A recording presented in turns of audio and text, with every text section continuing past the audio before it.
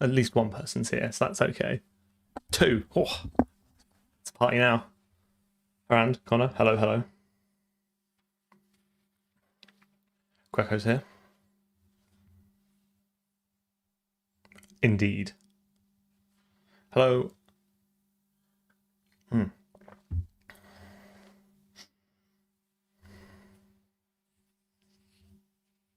I need to put the Twitch things back on. I'm a little bit lazy with that.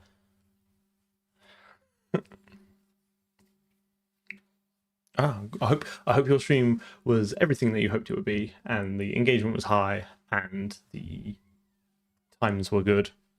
Julian, hello. I do like the first bit on Twitch. It does amuse me that everyone is now in a massive race to get there. I feel like it's been ages since we've done this. It's only been a week, but I feel like it's been ages.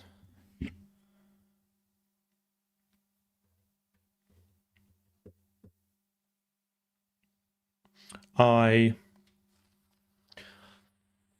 fixed the issue we're having last stream, and I'll go through the fix quick, because normally I would revert the stream and revert the change and retype it all out, but very sadly, it was only a very, very, very small diff. So we'll just go through that, show that it's working, and then we'll crack on with the deferred renderer. And maybe do a quick reminder of where we're at.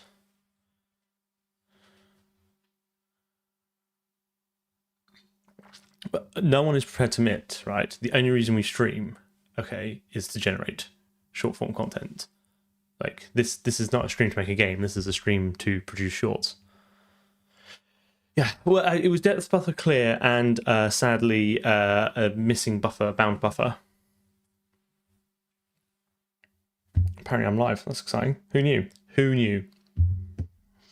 Okay, let's get started. I think where? Over here.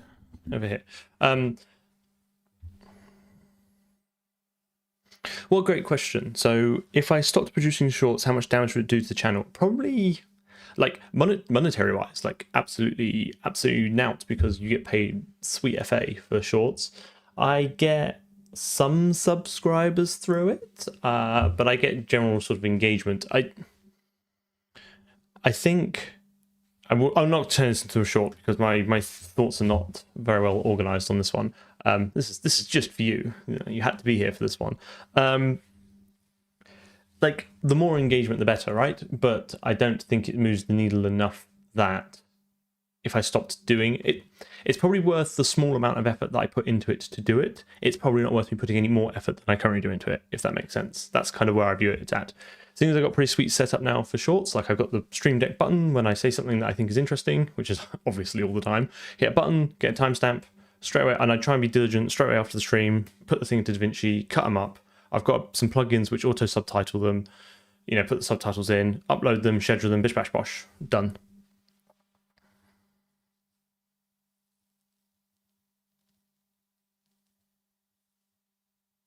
Yeah, okay, I think you have a similar experience to me. Like, people watch it and they comment, but it's not a big growth like factor. But it seems it's for not a lot of effort, it's quite easy to double dip on the content, and I think it's worth doing for that.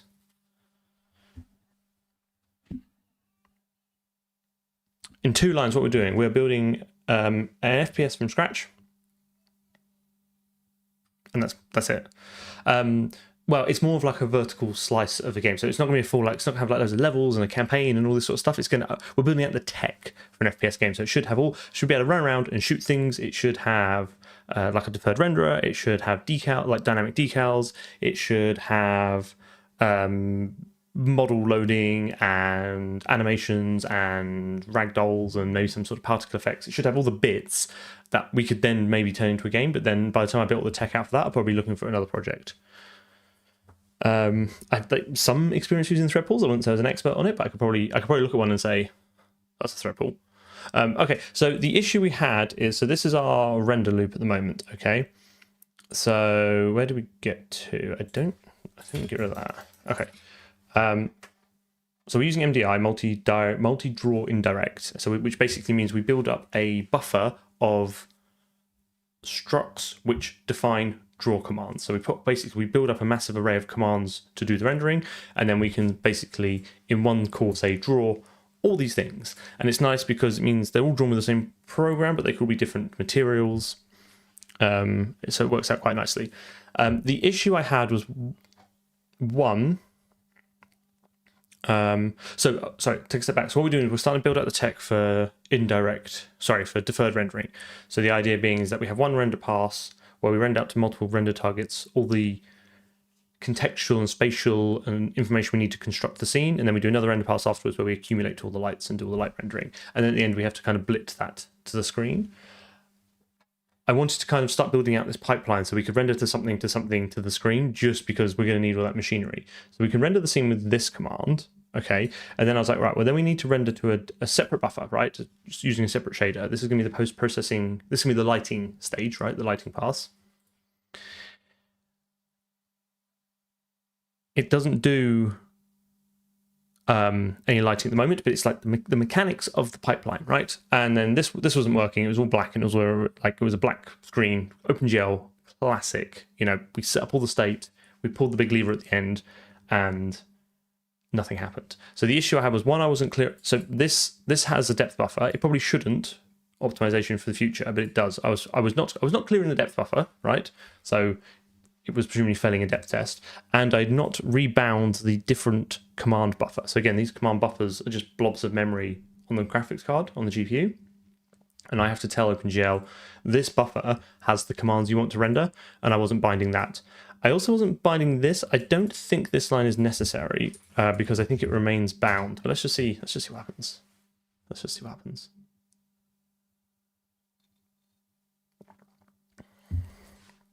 Okay, so we're back here now. Someone was right. I am drawing there is a mistake in the draw commands. Need to fix that. Don't look at that bit.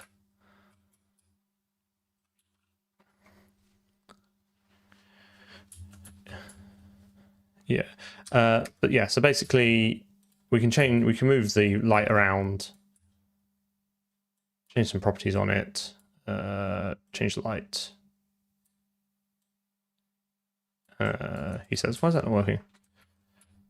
Oh, it's grayscale, isn't it? I think the post-processing effect we do is grayscale, which is fine.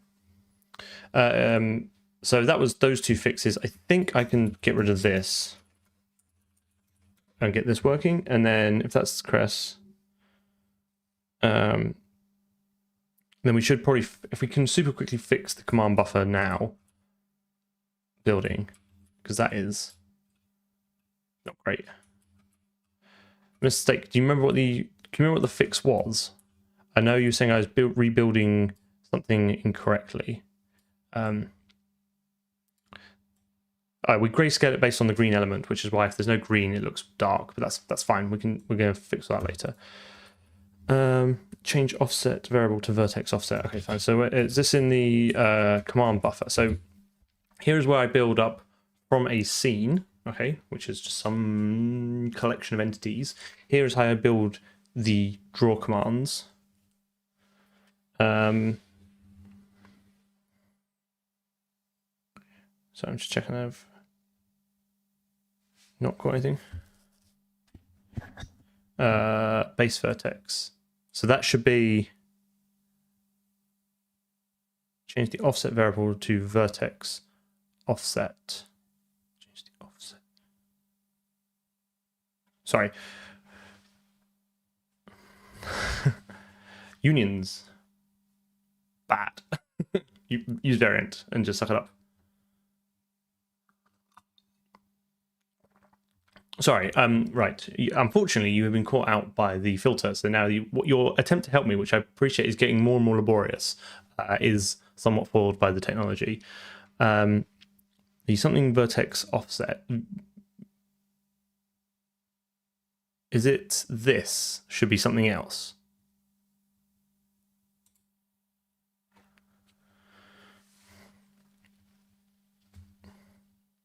E dot mesh view dot e dot mesh view dot here, sorry, e dot mesh view dot vertex offset. Line 49. Okay.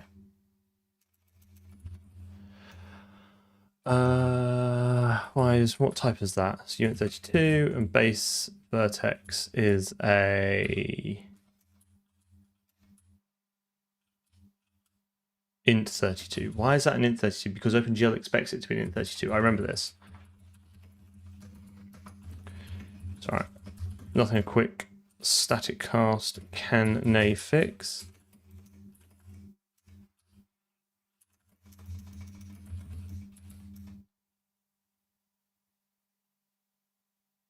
I stand for streams and for videos. I do sit throughout the day if I'm working.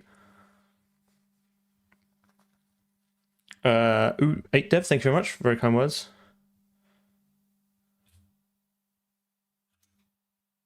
Oh, because I haven't changed the type, have I?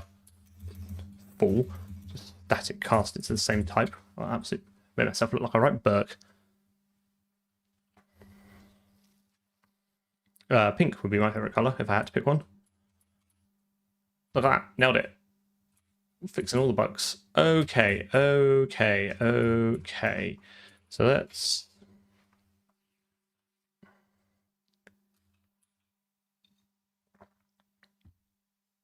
So what was that? That was grayscale.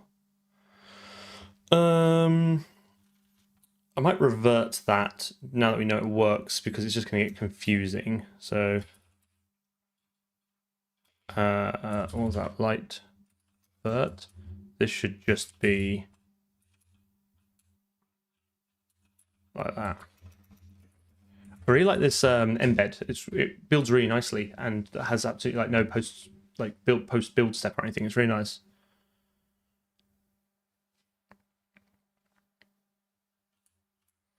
Yeah, no, I really think you're mistake. I really appreciate that. You're right. They are not the most fun on stream. Like there's like bugs can make interesting content because you know you sit down and figure them out. But after a while, like if they are particularly gnarly, it can be a little bit disheartening. Okay, cool. So nailed it. Okay, so let's do pass through color, and then fix command buffer vertex offset, and then that should be fix render to light pass. Right, stream's over, done, fixed it, ship it, let's go.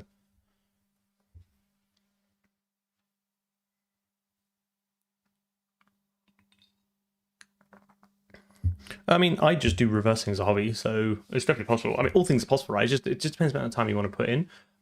Like C++, like I've been doing it professionally for 10 years. I should, or more than 10 years. I probably should be better than I am, but you know, but if you spend 10 years doing something, you know, I think everything I do, you could definitely do as a hobbyist. I don't think I'm doing anything particularly special.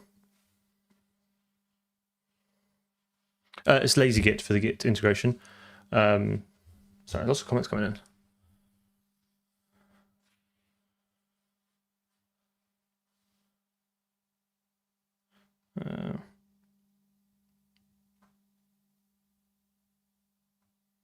I mean, I would just follow a DirectX 9 tutorial. I'm not a massive DirectX person. I've done some stuff before. I would just ask the Oracle or just Google it. Dear ImGui has a DirectX 9 backend, so it's quite easy to integrate.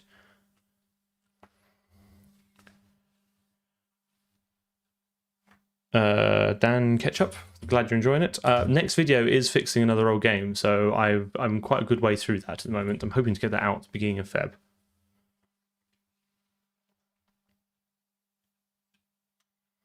I don't really follow Jonathan or Jay because also the language I think is closed. You have to like be his friend to get access to it. I think him and I probably disagree quite a lot on around sort of certain engineering principles.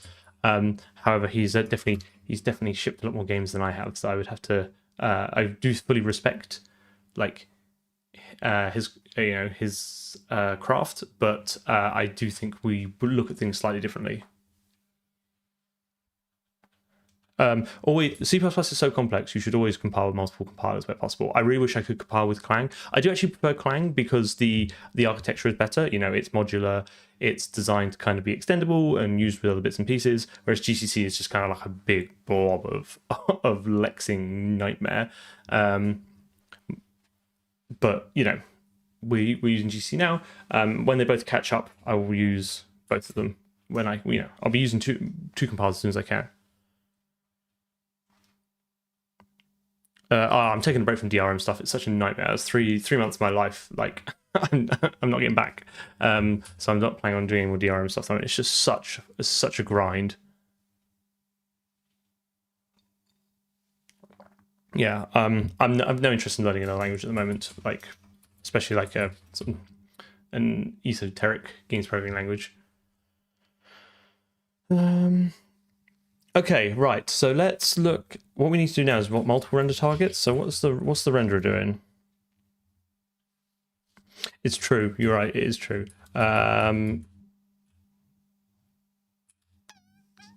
Okay, so there's a whole bunch of chuff, I think, if I remember correctly, around rendering to multiple targets and having to like enable them and stuff, especially when it comes to blitzing them. Would I make a concession on using prior art to defeat DRM to fix the game? I think if that was, it depends what the end goal is, right? If the end goal is to learn about DRM and do some content on that, then no. If the end goal was to make the game work, then yes, I would. If you look at the Discworld game, that had I think it had safe disk at the front, and I just pulled out some old safe disk prior art that I had to kind of get past it. I think it was that one. Because there was a bug to fix and I needed to get to the bug in order to fix it. Was there a question? Visual Studio is a very good bit of software. Don't let anyone tell you otherwise, right? It's got an incredible debugger, like one of the best debuggers out there. Sure, it's pretty heavyweight, but like there's a reason a lot of studios use it. My first job was a C++ dev in a Windows shop, and we just used Visual Studio.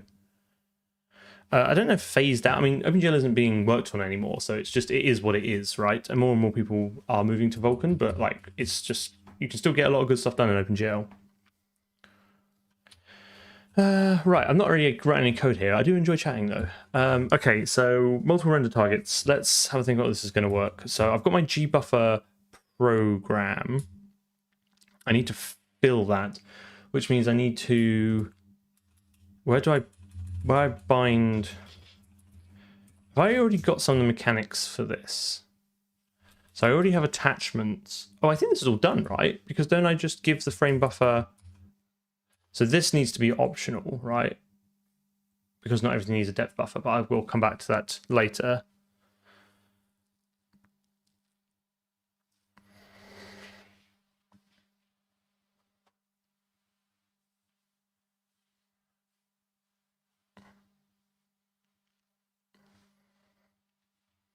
Mr. Alexander, thank you very much, very kind. So what I want to do is I want to try and get the multiple. The end goal really is I want to get the deferred renderer working, ideally with the light pass, but at least rendering to multiple targets. And I want to be able to visualize those as well. So I might try and integrate it into ImGUI as well, so we can debug it as we're going along. Because we can't use RenderDoc anymore, I think I need to be more cognizant of the debugging abilities I add to the game as we're building it.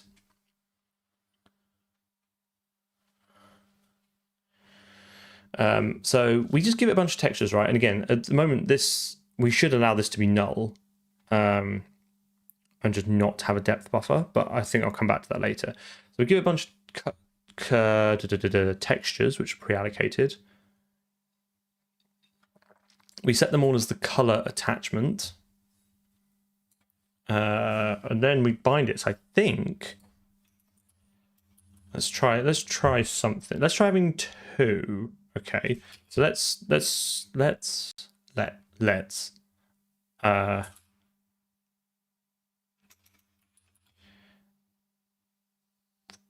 Let's do assets shaders. Okay, what shaders have we got?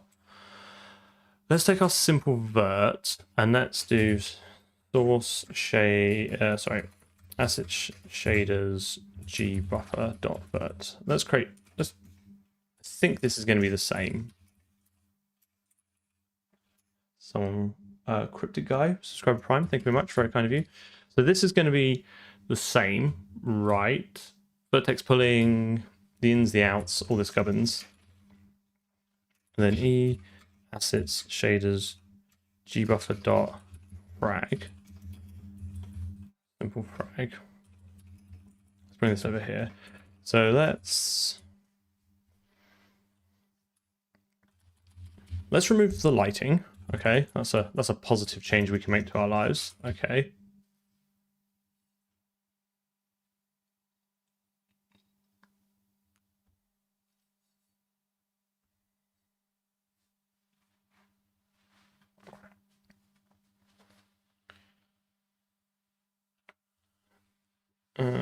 Do I think streaming editing videos is worthy enough? Is that a question for me? I'm not really sure I understand it. Apologies.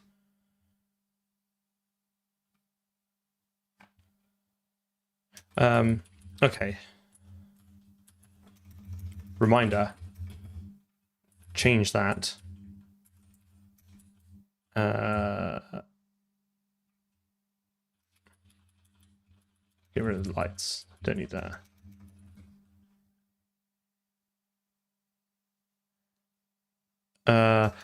I don't actually watch a lot of people stream, so I'm probably not the best person to ask that. I think there's an audience for most people. Like the size of that audience and how easy it is to find is that's where the tricky bit is.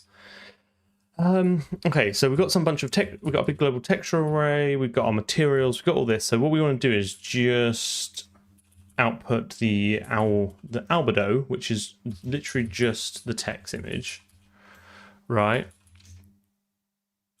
Get rid of this. Get rid of this. Presumably,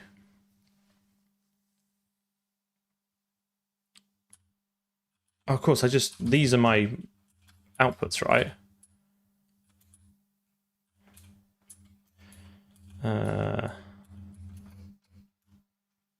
So out normal.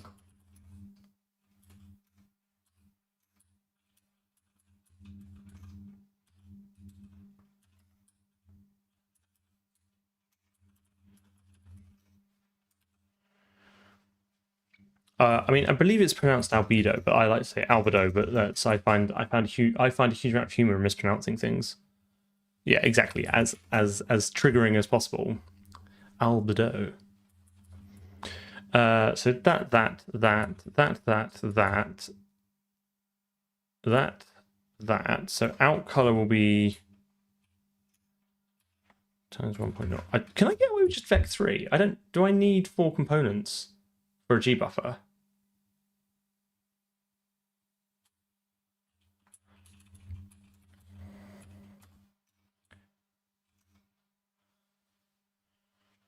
Well, there is a theory that suggests that you should make a semi-obvious mistake in your YouTube videos so that people are then compelled to comment to tell you that you're wrong and just farm the engagement. I'll take the hate watch as long as you're not mean, as long as you're not disruptive.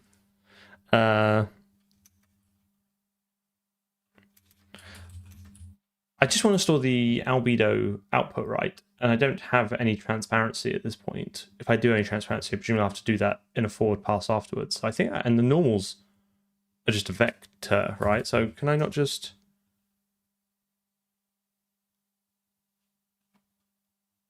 I think I can just output that as is, right?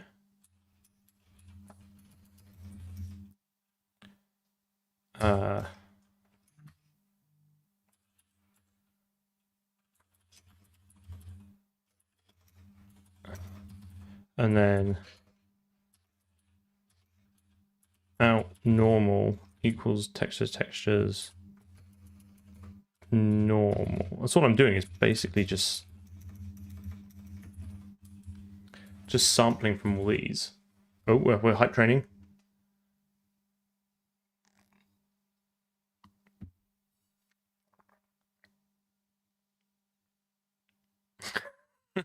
least a honest mistake.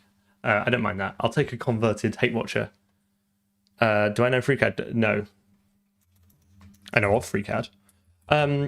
Okay, so I think that's right. I don't think there's anything too. In fact, actually, that's wrong, isn't it? Because that should just now be N.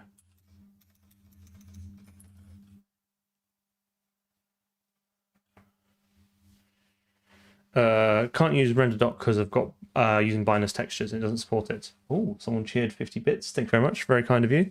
From Julian.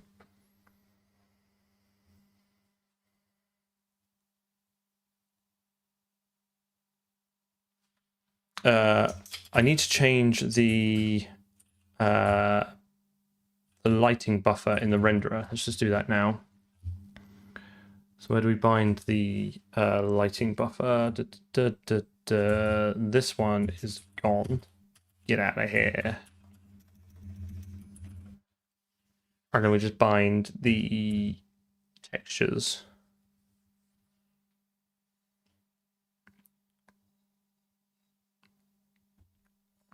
Yeah, I'll build it. It's not in a good state at the moment, but we'll run it in a minute.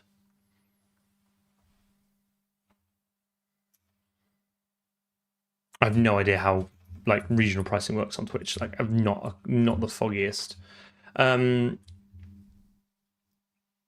I now need to, where I create my, well, there's a couple of things we need to change here. The GBuffer program is now GBuffer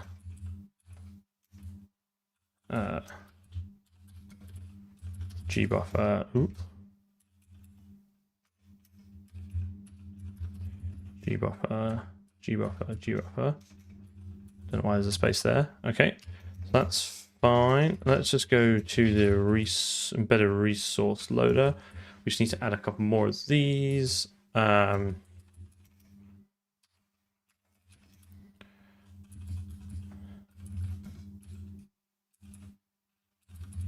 GBuffer,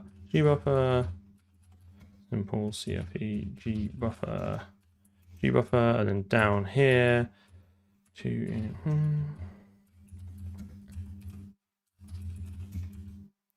steady GBuffer, and then FSCFE GBuffer. Ooh. Right, okay. Sorry, get that in the end.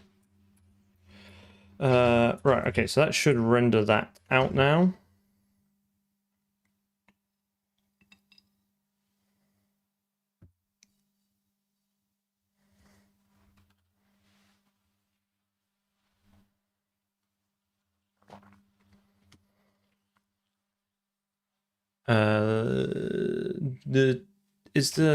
I cannot remember.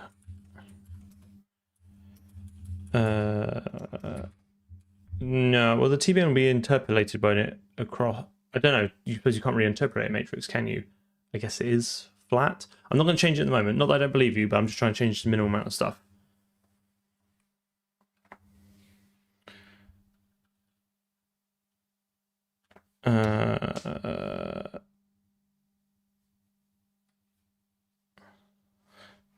Okay, right. So now, where do I create the?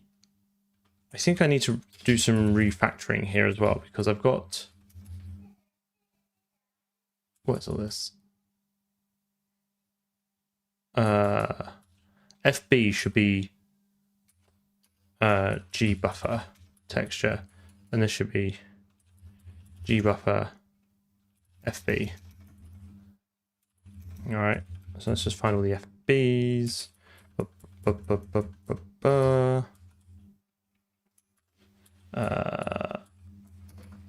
GBuffer and GBuffer FB, and then this is the GBuffer. Okay, fine. And then somewhere around here, it's not going to like that because I'm going to need to bind it.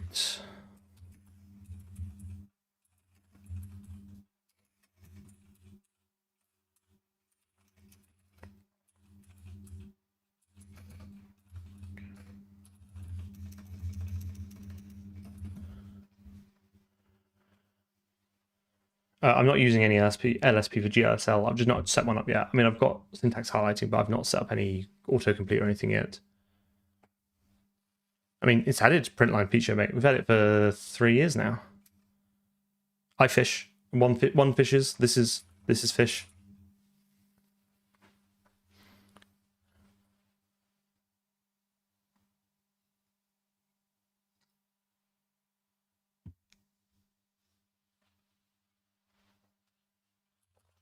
Maths is all constaval, mate. We're there. We've done it. We've figured out how to get the compilers to maths. Sorry. Cultural appropriation. Okay, so that should be that. So now, where do I construct my frame buffer? I think that's the next. So I've got this. So I swear we got this create frame buffer.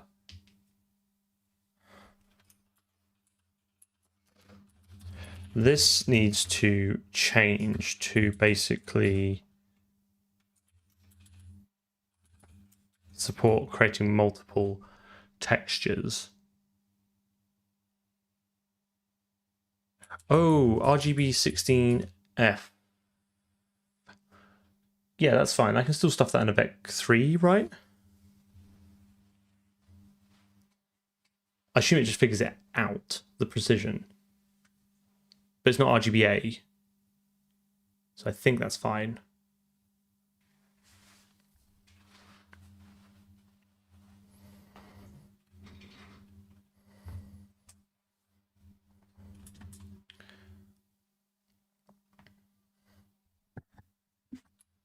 Okay, so what we need here is several different color textures. I'm choosing it for the color texture as well, right? Because there's no tone mapping, right? Everything is in LDR. So I think it's just fine. So I think what I need here is basically UNT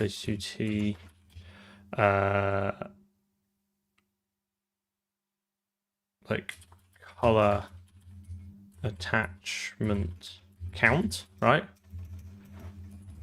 And then we will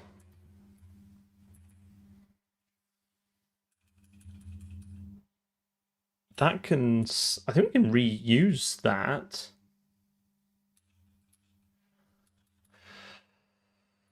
We're gonna have to output the indices though. Oh, this is grim. I already hate this. So the issue is, right, is when we create the frame buffer, this eventually ends up going through to the texture manager, and the texture manager, wherever it is, where is it used? There.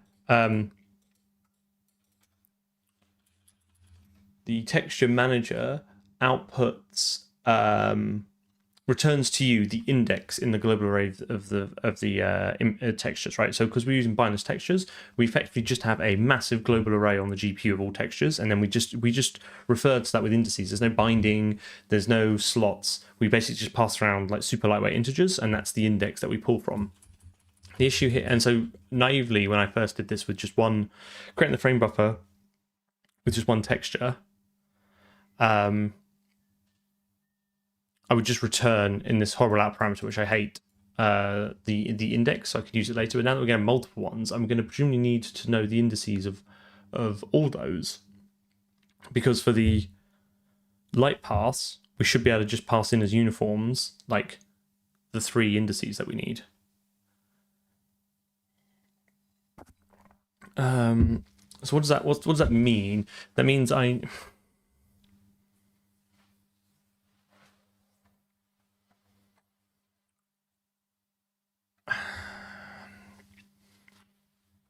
depends how generic I want this.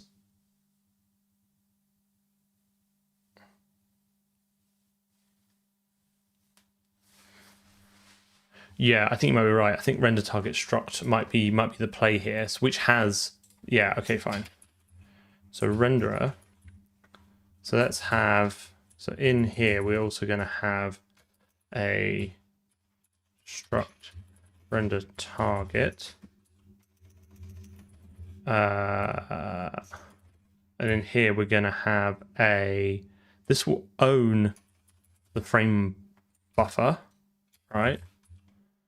And then it'll have a stud vector of stud uint pt2 color attachment indices, and then it'll have a stud uint pt2 depth attachment index. Okay, that will become optional later. I only want to change one thing at a time, right? We can optimize it later. I think that's fine. And then so that means both frame buffers now become render target GBuffer RT. The RT does not stand for ray tracing. Render target. In fact, actually, I already had GBuffer. Yeah, we'll just leave it as that. And then that's light pass RT. Right. Okay. So then our create frame buffer actually becomes create render target. Okay. And then out of this we get a render target. So now we can start building all this up. That is fine.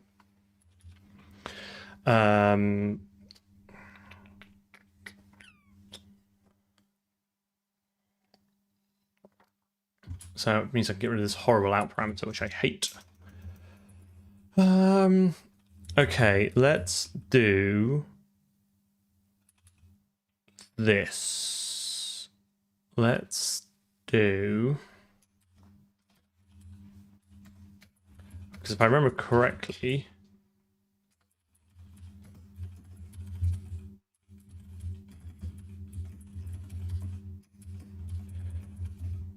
although it feels like it's been an age since I've done this, I think this add, I can actually transfer in a vector of textures, and it will return back to me a vector of the indices. I think we did that, so we didn't have to keep adding it.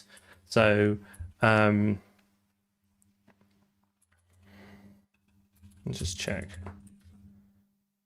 Yeah. Oh, you get back an index to the first one. That's annoying. Oof. I remember doing this now. I'm thinking, should I return a vector? I was like, no, I'm only going to return the first index because I know how many's in there.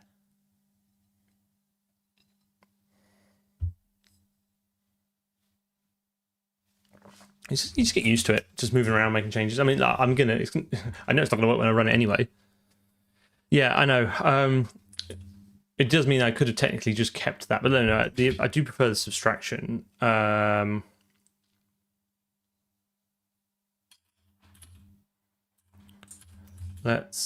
in fact, actually, let's do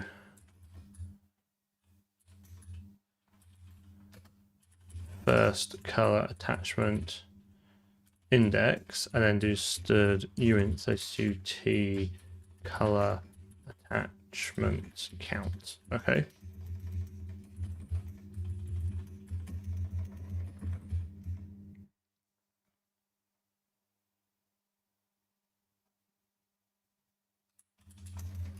So that's fine. That's fine. Okay. So to produce this, I think actually what we're going to want to do is I think we can range. I think we're there. I think we're there, guys. Get rid of that. I think we're there. Then we do stud views iota. One of my favorites.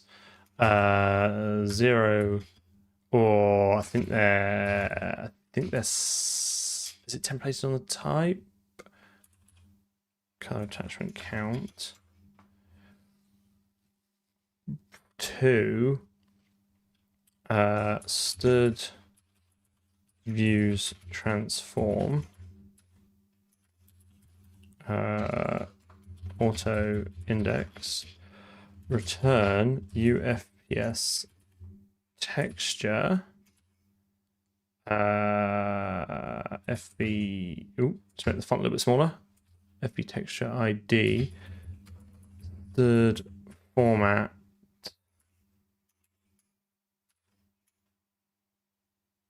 Oh, hang on, I'll get this right.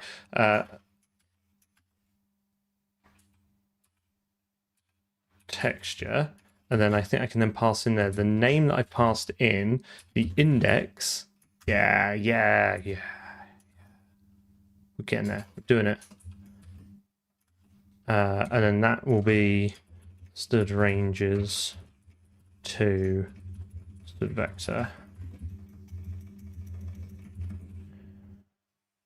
Betty, hello. Yeah, okay, fine. So then just take reference to everything.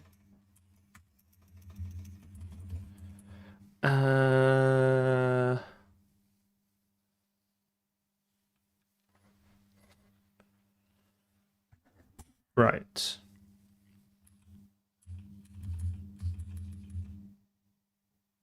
What was it not like about that? Oh, I forgot the sampler. Forgot that. Oh. There we go. Right, okay. So let's call this color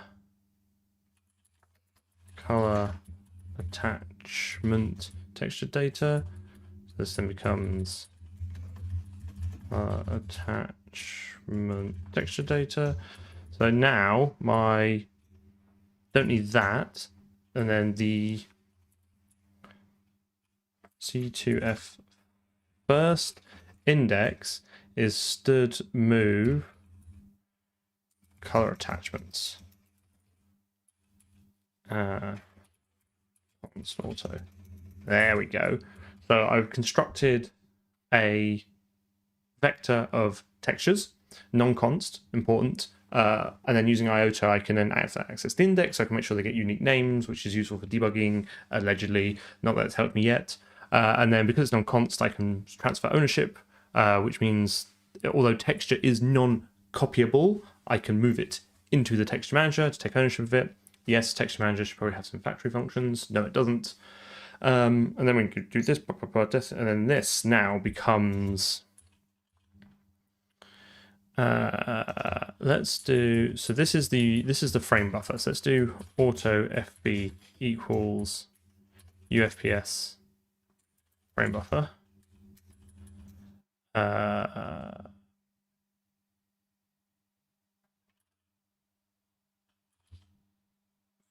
First index. Okay. Then we're going to return dot FB equals stud move FB dot. Trying to get the right order of these first equals first index dot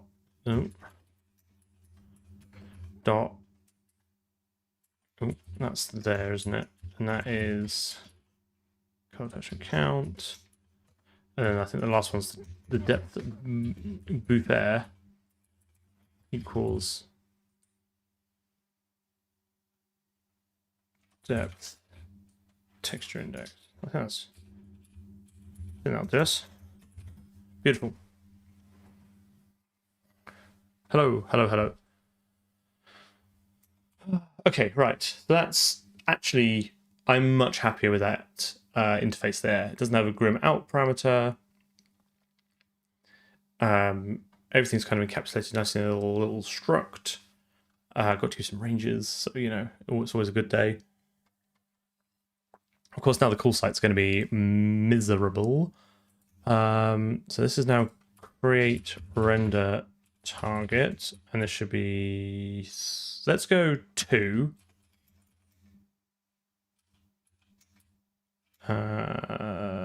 Then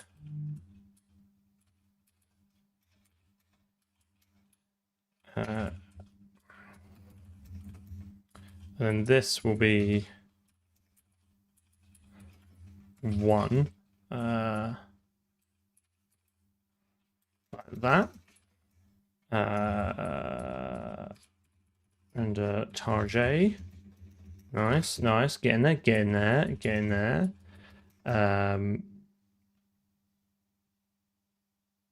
The issue was twofold. One, I wasn't clearing the depth buffer, and two, I wasn't binding the new command buffer. So it didn't know what to render, and even if it did, it was going to just be discarded. Glad you're here. Glad you're here. Okay, fine. So now we should be able to do GBuffer render target dot fb dot bind. I think as well I need to get rid of these. These ints no longer needed, right? Keep that nice and simple. So this is now the light pass RT dot stay on target FB. And I want to pass. So here's where I can toggle which one I render out. So let's do GBuffer program. No, render target dot color attachment index plus 1u. So this will get me the, if I render the albedo to the first one and the normal to the second one, this should then blit the, well, effectively blit, render and then blit the normals out. So we can see if that works. And then light pass, I think light pass, this just becomes light pass rt dot fb.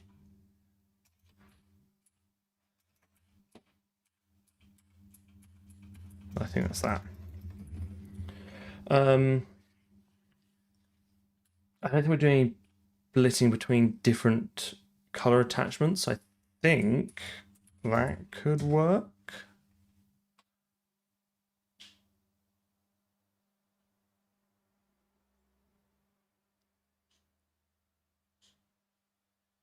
Nah, obviously not. Ooh, was not. Embedded resource loader load string.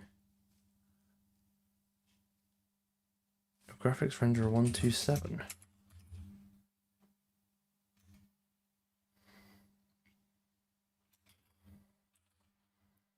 Hey. Ah, there we go. I'll do it.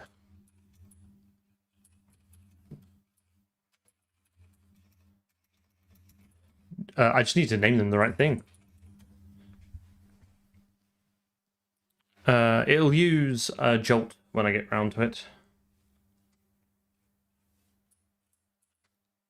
That's a little bit upsetting. A little bit upsetting. What if I try doing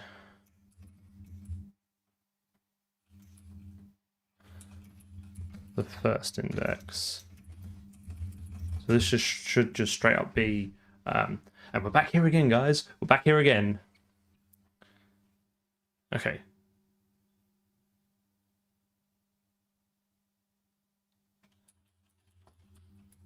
It's not really what I had in mind. If I'm being totally honest.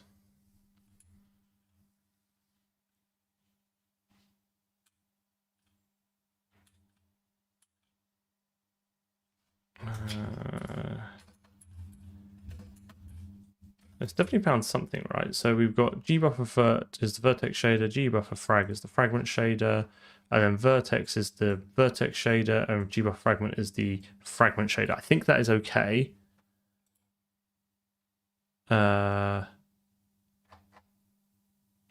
is true, but I don't think I use it. But that is a good spot. I've obviously.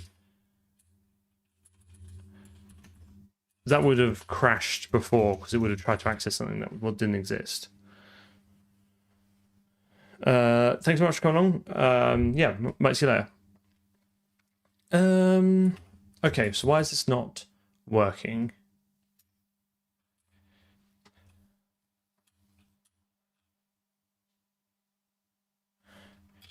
Let's go through all the shaders again. All right, GBuffer, but this looks. This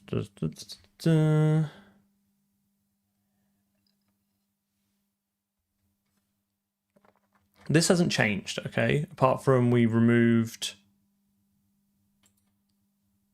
the light binding, which I think if we check is fine. So we have 0, 1, 2, 3 is the materials, 4 is not here, but it's the textures, but I don't think we need it. And GBuffer frag, do we bind the GBuffer? Yes, we bind it here and then clear it, use the program, and then set up all the chuff.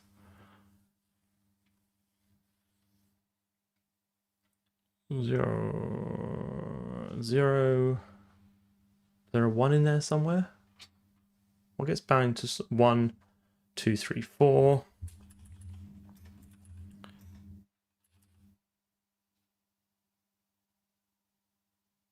It is rewarding. Hello. Right. Do I need to set? Is there any magic I need to set up for multi-render targets? Surely the fact that the frame buffer has multiple textures, multiple color attachments, it should just render to them based on this location, right?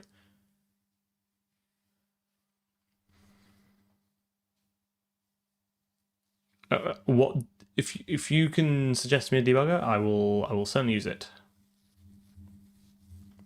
Like GDB won't help here. VS Code's in a sad state, and RenderDoc doesn't work.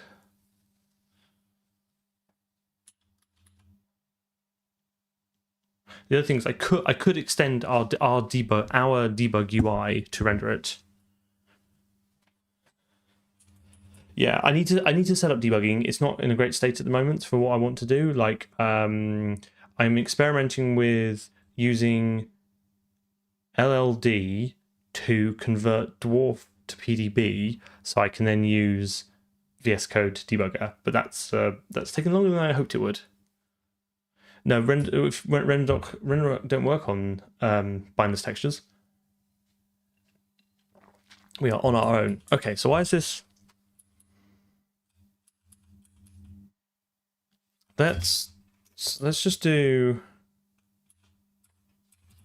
out color. Oh, hang on. Also, light pass. No, it's textures, isn't it? It's about that.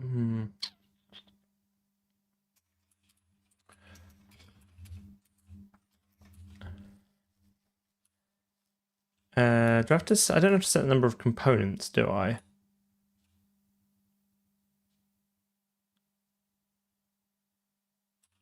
Hang on, that looks.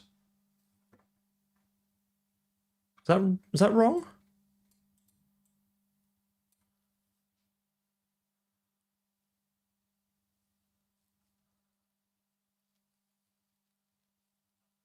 Vulkan's just a pain in the ass, right? It's just a lot of work to get anywhere, and if I'm going to do something live and want to make some progress, I got to pick my battles, and I can get further with OpenGL.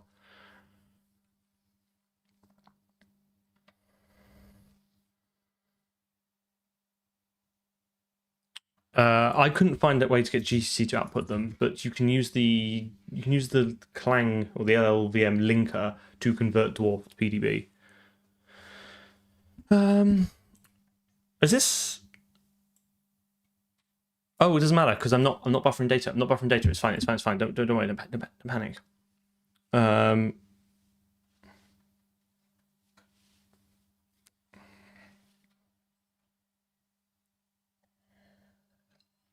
The thing is, it's not an error. So I have the OpenGL debug callback set. So if there is ever an OpenGL error, it kicks in, it fires my callback, which throws an exception, which I then catch and I get stack trace, and that's how I know what's going on. So there's no OpenGL error. It's purely a state problem. Like it's just, the state is wrong.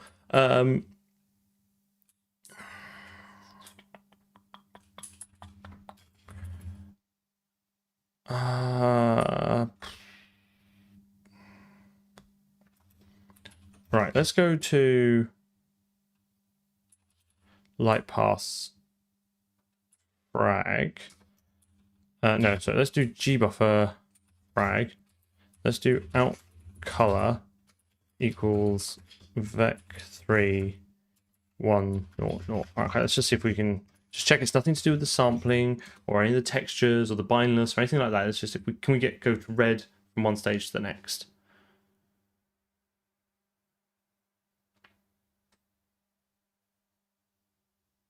Right, so that's interesting. So we're not using GL draw. Wait a minute, which one's GL draw buffers? Is that the thing that can back the frame buffer? Was that frame buffer objects I'm thinking of?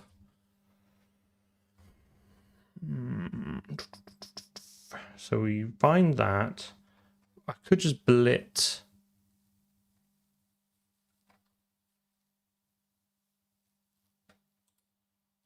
Which attachments am I using? I've got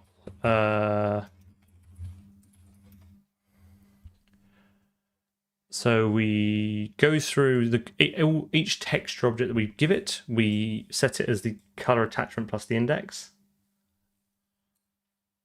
And then I do frame buffer draw buffers there with the number in it. So I think that's right.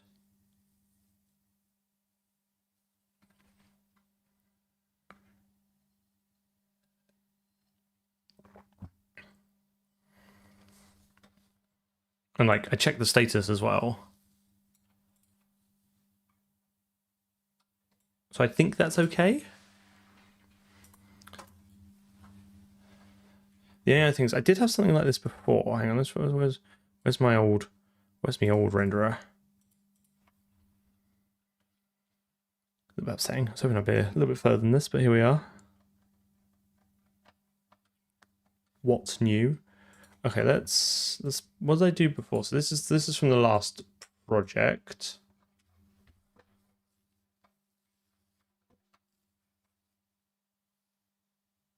Well, this is from the actually no, this is not the one I want at all. Sorry, hang on.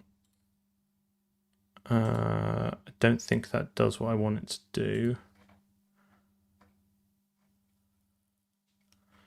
No, that's the wrong one. Okay, hang on. GitHub. Hold on a moment. Caller. It's like comments. What's this? That was my ill-fated attempt at keeping a fork of the code up.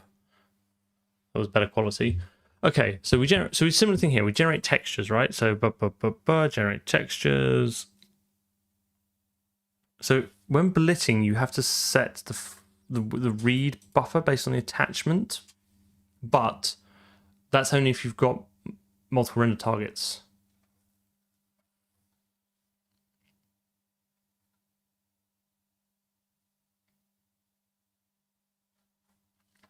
All right, I don't know where else I have to set this. Just here, so it's just in the final blit. Although we blitted quite a lot in this because we had to downscale from multi-sample to single sample.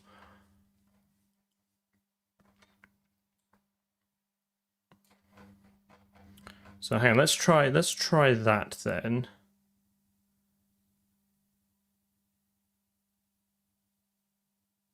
So let's do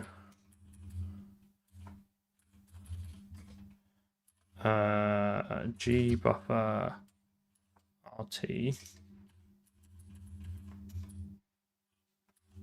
and we'll do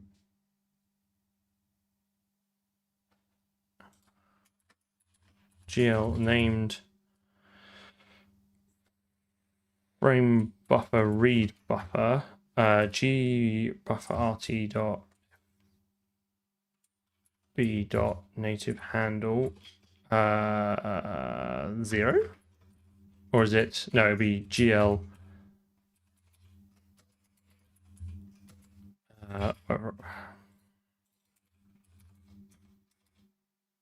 GL color attachment 0.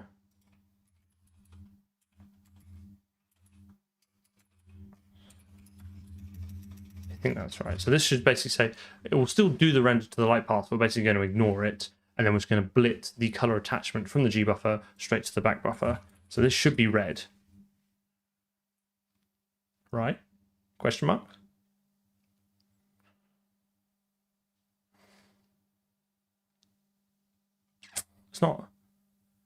It's not great.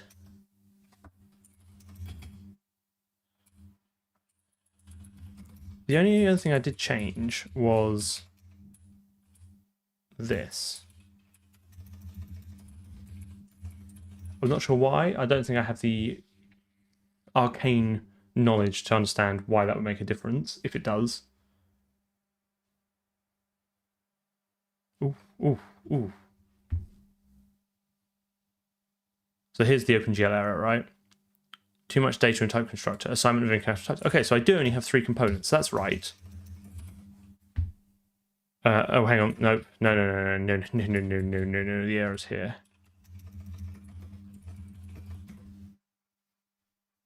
Yeah. Sorry. We got there.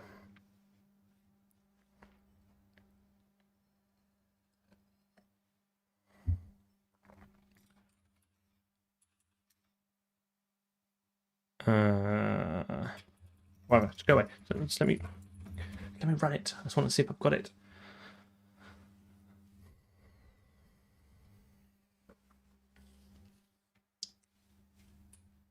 Okay, so that's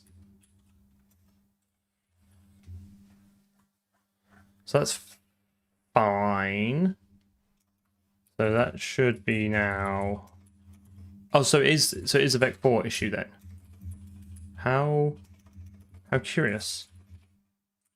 Why? I wonder why that is. Where's the discrepancy there? Because I've only got RGB 16 components to go out. Oh, it doesn't like that.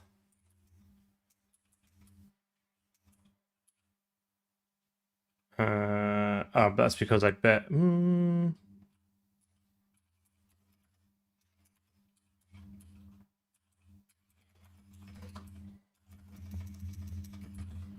Is it the texture that could be? The texture manager is append only, so the indices shouldn't change. No, that looks like that's flat there, right? So that's working. I wonder why that has to be a 4. How weird. Yeah, I must have it somewhere, but if you look at texture, right? When we say we want RGB 16F, we create it with an RGB 16F type, right?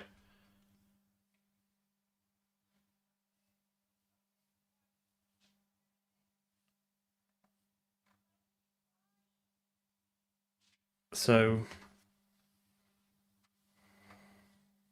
and that's what we pass to the texture storage 2D when we construct it, the size of it, right? Width times height times whatever the size of this is.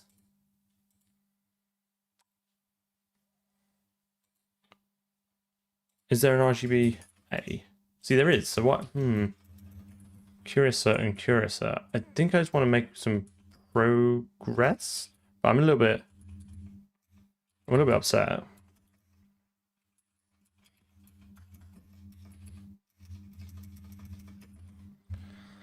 I don't know.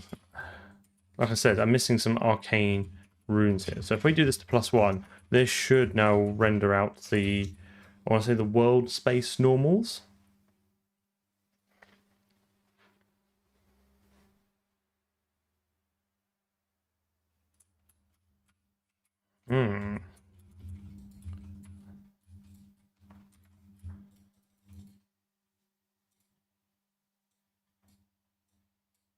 Oof.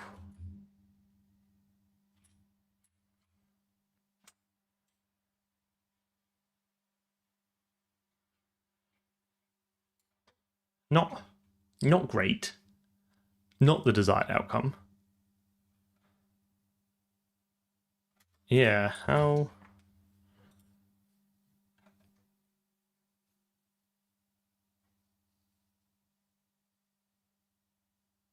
I'm surprised that doesn't work. There's a lot to be surprised with this.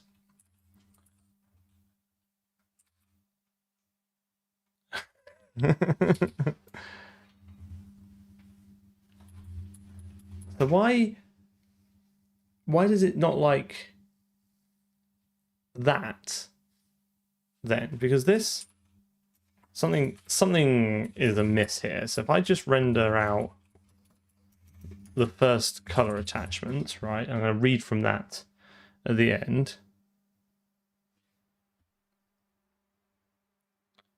This seems to be fine, quote, question mark. Like, this is, what is going on? Why is that fine? But if I do +1, I guess GL color attachment 1, which is exactly the same thing, which should just render out the world space normals. Why is that having a bad time of it?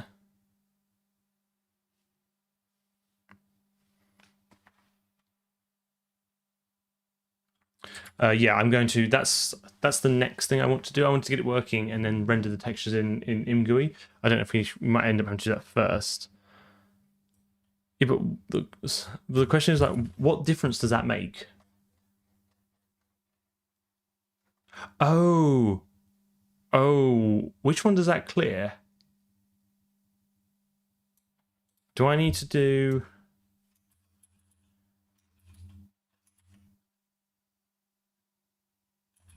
Like,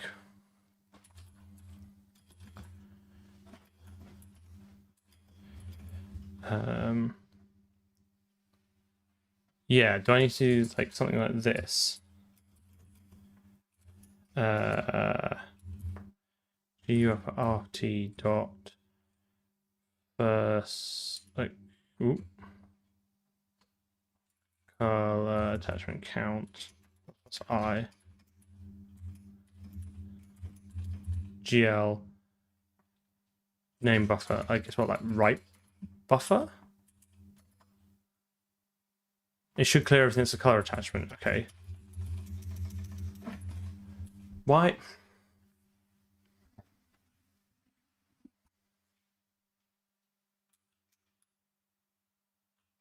But I should be blitzing something, right? Because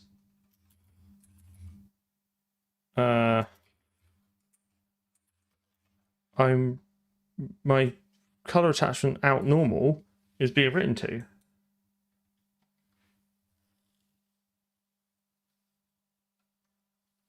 Oh, I love C#. Great language. Absolutely great language. Big fan of C#.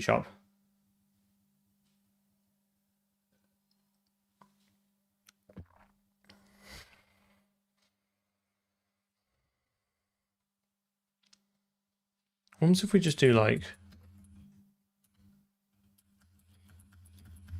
something like that? Okay. Again, we should just get red squares.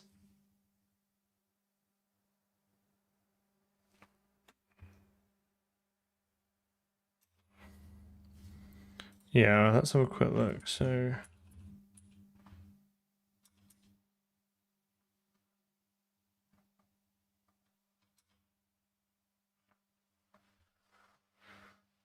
I did just clear everything before.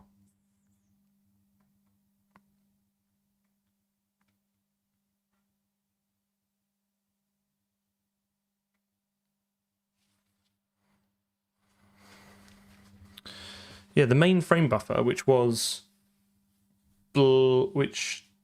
did have multiple rendered MRT, I just cleared it and then I just rendered to it.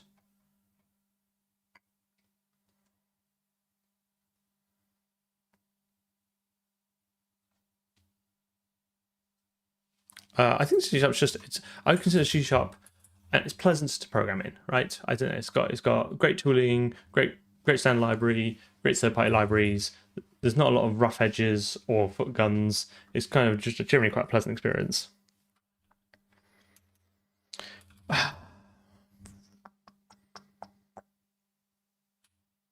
have to look this up. Let's go to Learn OpenGL. What have I missed?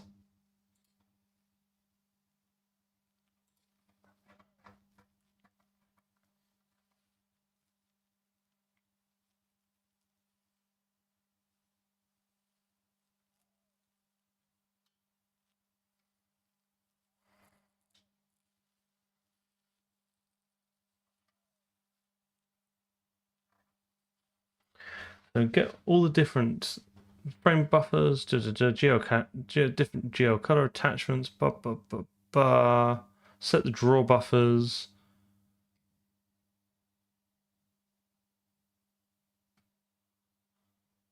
Set that, and then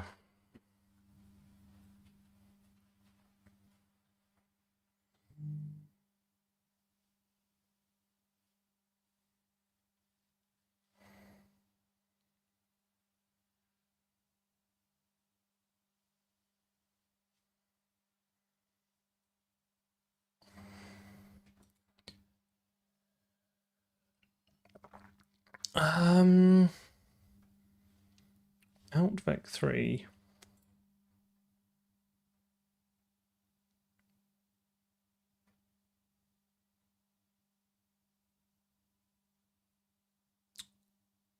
So interesting. So if you look at theirs, right, they have RGBA 16F, and then RGBA, and then by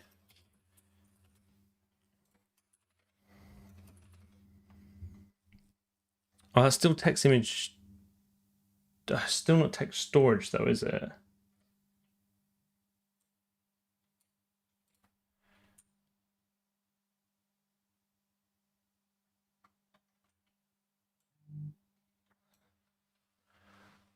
So what's the difference between text image 2D and text storage 2D?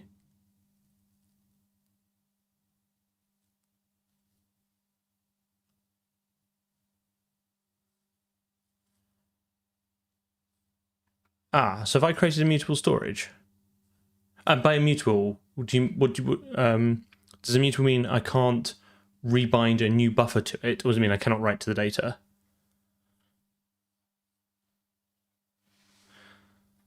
And defines okay, it's immutable storage for all bitmaps at once. So what's immutable storage though? So that means I can't assign a new buffer to it, right? So that is what I want there. It's still writable, presumably.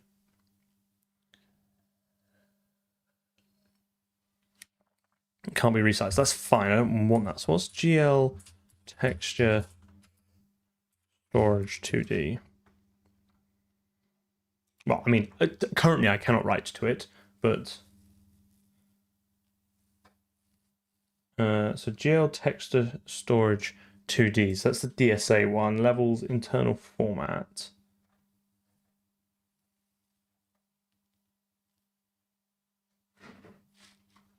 My lights just fell off the wall. Let's maybe jump. All right, so we got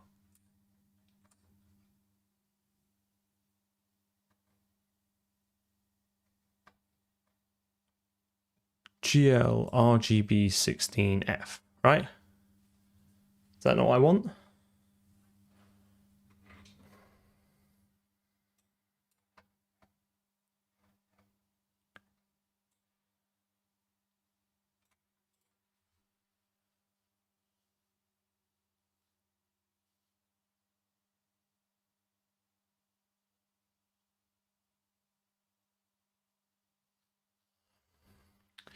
Yeah, it's a massive refactor to get it into ImGUI the way I've architected it. I have no access to the.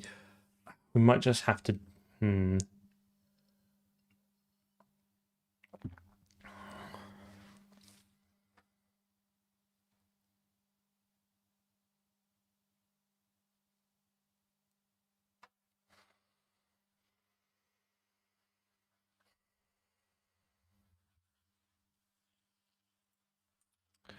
Yeah, I mean, we might just have to do it. It's a little bit of a shame. Like, it seems very strange that if I change the read buffer, the whole thing goes weird.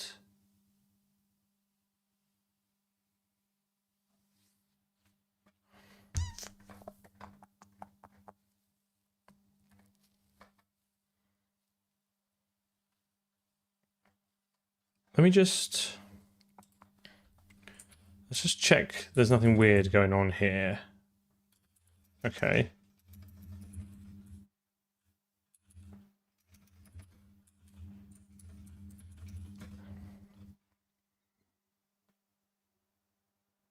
Let me check. That's a good point. I thought they all got bound. I could be wrong. you just bind the frame buffer, right? Doesn't that just then bring along all the attachments that it's got? That's what I did last time. Okay, so the issue I've got is, so I've got the debug, so I've got the debug UI, which exists as effectively a separate class.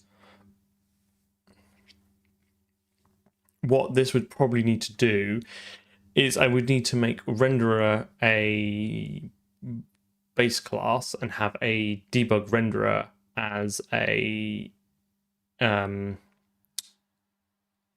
child class to extend it, and then override, then create like a pre and post render function which I could then override. It's a non-trivial amount of work, but it needs to be done anyway. So I'm wondering, in the face of nothing else to do, I wonder if I just do it.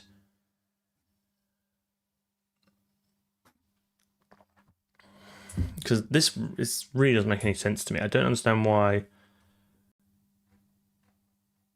rendering that. Let me just double check something.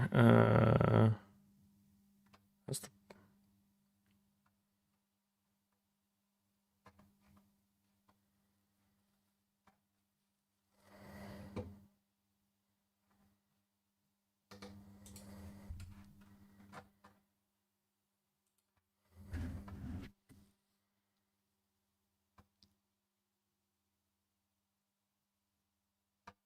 No, it definitely just creates the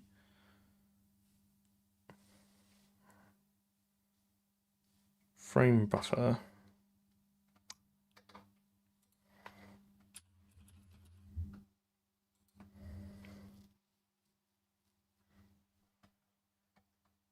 And then my previous frame buffer, which works, is just this, right? Which has the same. This was just lifted, right? So you set the color attachments, name buffer, create the attachments, stick it in, bish bash bosh.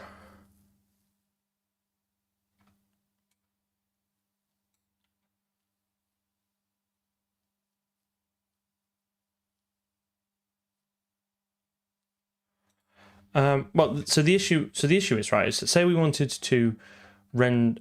I need some way of exposing the textures, right, to ImGUI, right? So debug UI, presumably what we want somewhere here is like begin graphics output, render image, albedo, render image, normal, blah blah blah blah. How do I get those? Do you know what I mean? I have no access to that. I suppose I could pass the renderer in as a reference and then expose it from the render API. That might work. So you would be. So the question there is this. So I had this thought earlier. You would be right, but this is only if you actually provide data in the text. So the text data has an optional data that you can pass in, and when I create the render targets, I don't supply it with any data. So this if statement is never executed. So yes, that is a latent bug waiting for us later down the line, but I'm not worried about it now. What I'm worried about now is, why is this not working?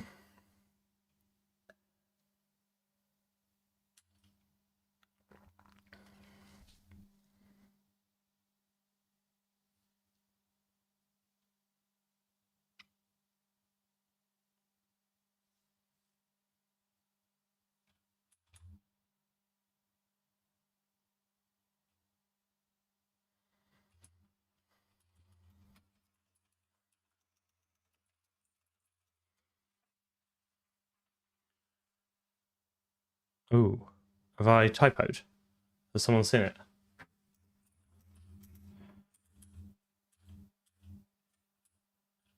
I got two, right? The GBuffer has two render targets. Yeah, I just don't think I've got Insight. Oh, I do. Should we see? I've never used it before. I don't know how it works.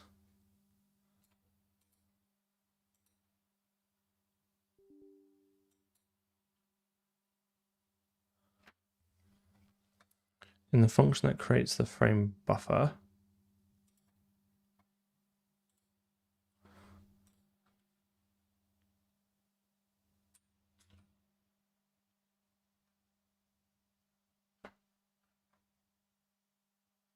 Where are we looking?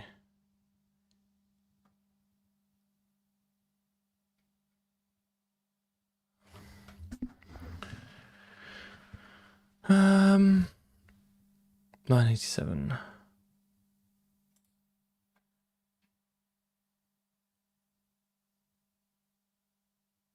Oh, yes. Is that right?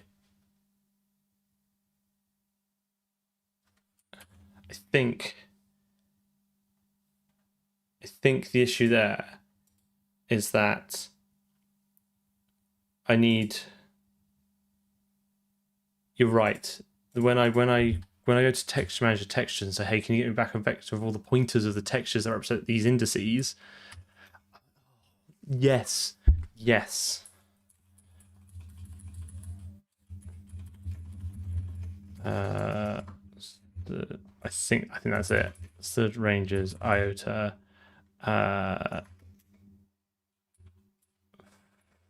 First index, color attachment count, third ranges to third vector.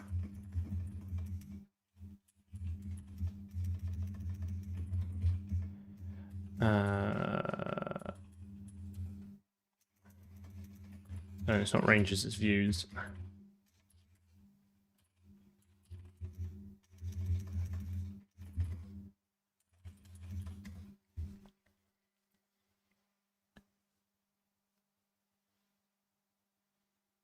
Yeah, well, iota comes from, is it, it's a really old, it's an old language where it was, because it's like the Greek symbol which represents counting or something. It's got some really esoteric name.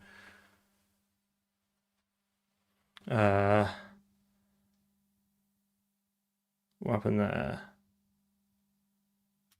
Did I just iota wrong? Oh, do I need to do? Is it value and bound? Sorry, I love the C++ docs. I love CPU reference. I love all the red that says C below. That really helps me hone in on what I'm looking for.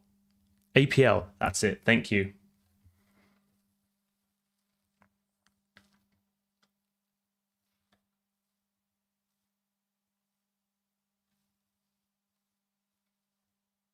The beginning value, the sentinel value. So I think it needs to be first index plus.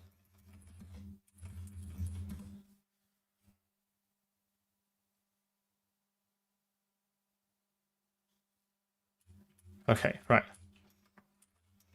I'm feeling better. That is a great spot, by the way. Absolutely fantastic spot. So can I just make this?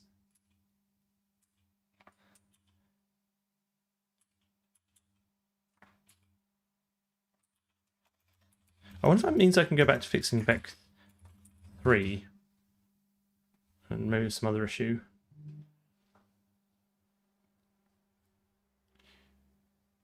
Okay, fine. Now we've got world space normals, I think. Let's just quickly check that. No, you go over there. Go away. So hopefully this... Yeah. They stretch and scale. If I move that down, it stays the same. Right.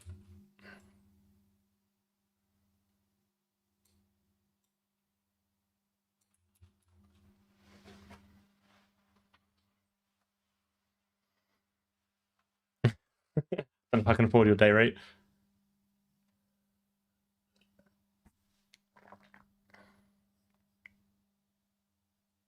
I mean, there is, yeah, someone said there's like the game engine architecture book. I've read it before. It's pretty good. I have used Ogre before. Spoiler alert: the one of the games I'm looking at for a future video is that uses Ogre as the renderer, which was a beautiful blast from the past, and I thoroughly enjoyed it. Okay, right, we're nearly there. We're nearly there.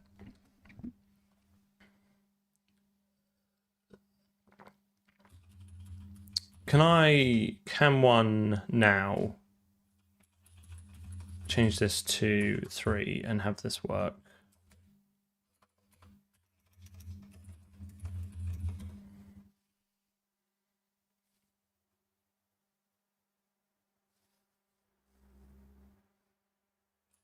No, okay, fine. We won't push it. We'll accept that. Okay, so now that I've got that, and I've got that, it's screen space, isn't that the next one you need?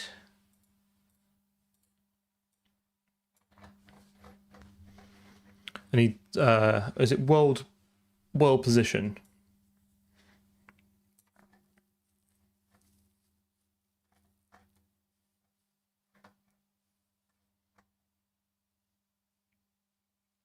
Which is the fragment pos, which I think is just this.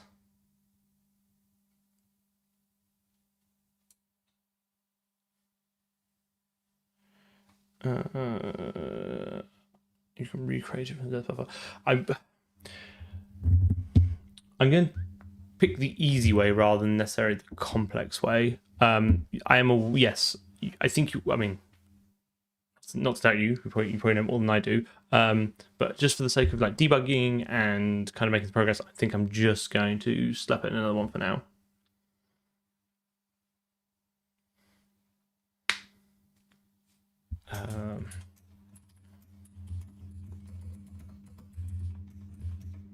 Yeah, no, I'm all up for suggestions, but I think like sometimes if I can avoid doing some clever maths until at least I've got something working, and then we can always go back and optimize it later. So I think I just need to put that as the in frag position, all right?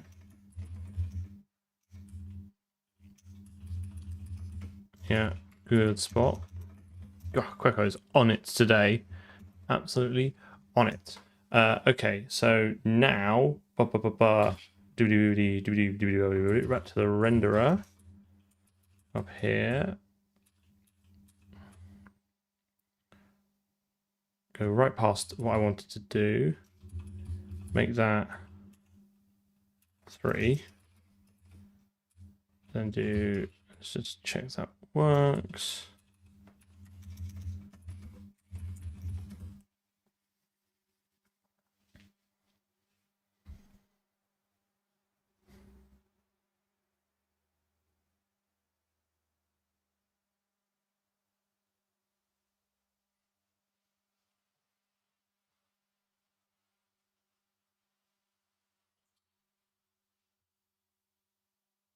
Oh, apparently someone's having issues on Twitch. I do apologize.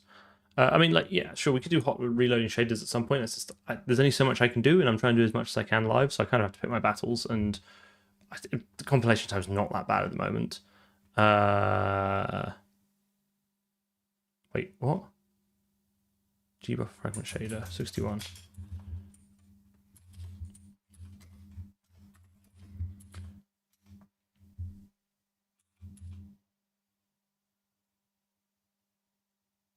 Why is that?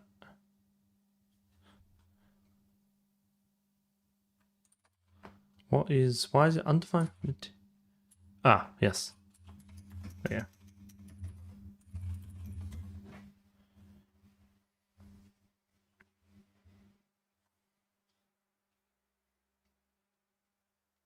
Okay, does that look like it's... I never know with this one, like, I assume this is correct.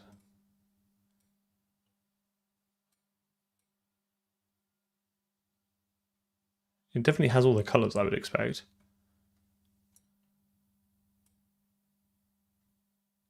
Yeah.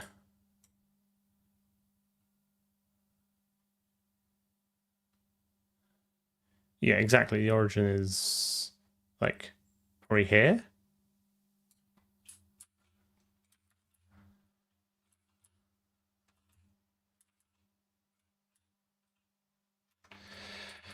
Okay.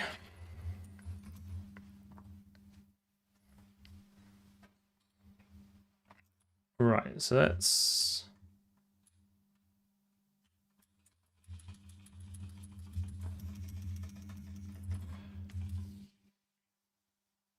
So let's do light. So light path vert, I think is still the same. There's nothing crazy about this, but the light path fragment shader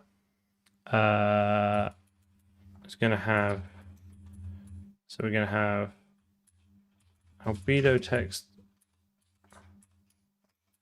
index,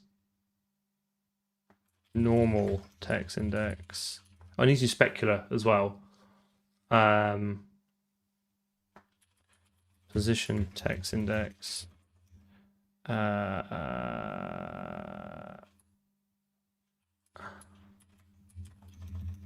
Actually, let's finish filling our GBuffer first.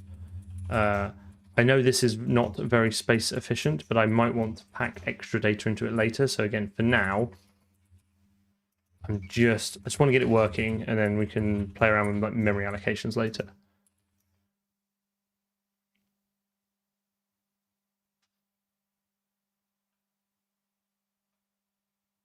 Yes, I know I could reconstruct it. I'm just keeping it simple for now. So this is specular text index equals I think it's called specular, isn't it, in the material data? Specular index. And then yeah, thanks for coming along. I hope you enjoy it. I hope you enjoyed it. Hope you enjoy the next one. Not really got any shorts today. That's a bit of a shame. But what are you gonna do? What are you gonna do? So out specular is going to equal vec for textures specular text index dot r 0.0. Well, make sure you can actually see it, I guess.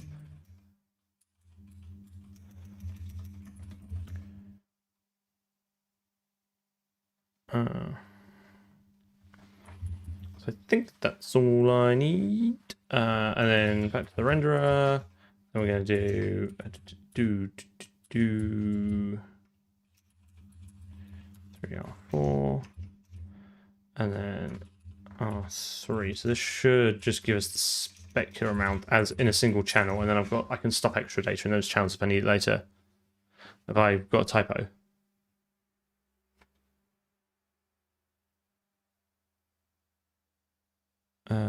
72, yeah.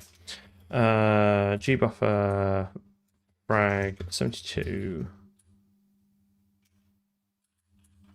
Thank you.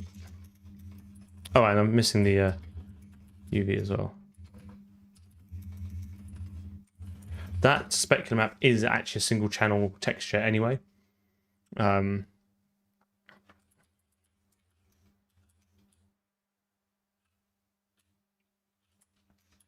Well, I might want to do like was it like velocity based motion blur at some point, but I haven't decided yet.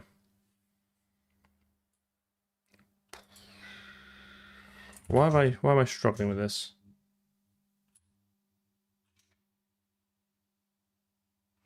I got an extra one on the end. I do. Okay.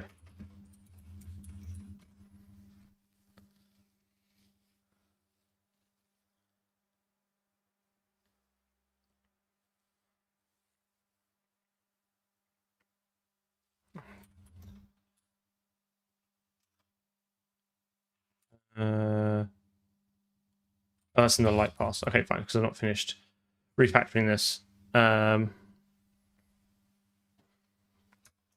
I don't want to do it. I will try and set that up off stream and I'll play around with it. Okay, so this now becomes albedo text index. Okay, so we're very close to getting this done, which would be nice. And then we can start faffing around with doing model loading because I've got a modular level. I want to load that in and play around with it. Okay, cool. So that's the specular map. I don't know if I have any. I'm probably not the best person to ask. I personally, for me, I try to have like one thing in one file, so that way, like, I know. Oh, if I need the renderer, I go to renderer.h and .cpp. That's my personal preference. I know some people like to cram as much stuff as they can to a single file. I guess it's slightly less churn for the preprocessor, but I tend to try and keep stuff localized where possible.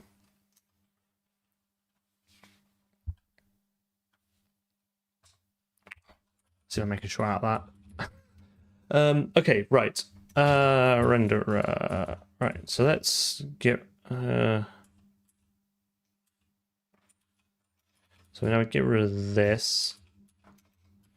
GBuffer becomes CFR light buffer. Sorry.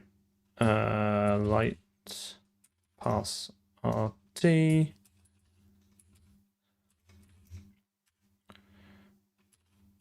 Light pass RT. Right, okay. So this should now just render out the albedo again, but going via the light pass buffer. Right, nailed it. Okay, that looks good. There's no right or wrong, but there are increasingly different levels of wrong. Okay, fine. So bish bash bosh. Let's do that. So now I need to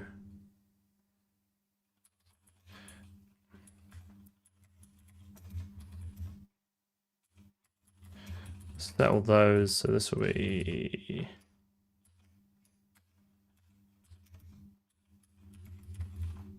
set those. Okay, so if we go to the light pass fragment, we should now have access to these F2R3, and that will be the specular. So I should be able to change this to normal and get the screen space, get the world space normals back again. Those coming along? Okay, boom. Right, getting there. Okay, so now I just need the actual. Oh no, wait a minute.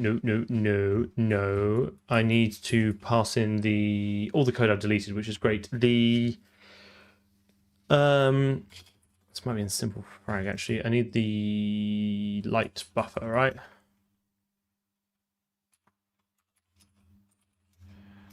So this will be that.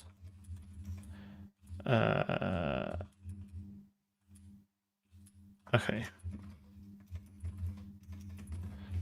Obviously, this doesn't support arbitrary lights yet, which is kind of the point, but let's just get the mechanics working. We should end up with what we had at the start, but incredibly more done through an incredibly more complex process. I think this is all the information we need now, right? Obviously, I've got to wang this in here somewhere. So where did I write the light buffer stuff?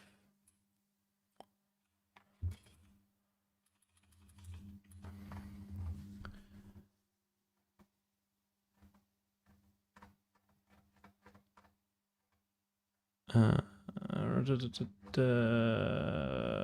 you go, light buffer, right? Can I don't know if I might be able to. This is grim. This is not how one should get.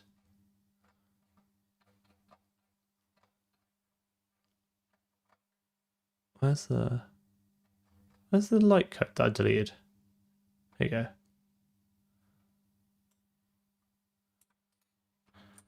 I'm not sure that's worked.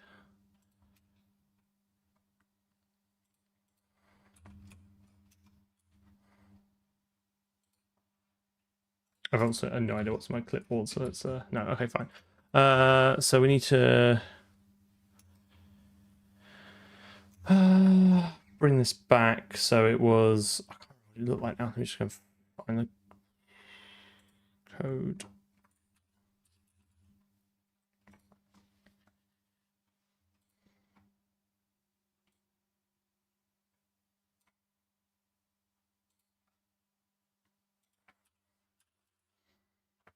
Right. Good numbers today. Hello everyone out there. It's been a little bit frustrating, this one. I do apologize, but then actually I think they're all like that, so I don't I don't know if it actually gets any better than this. Where's all the light crap? I've still got the light buffer, light pass.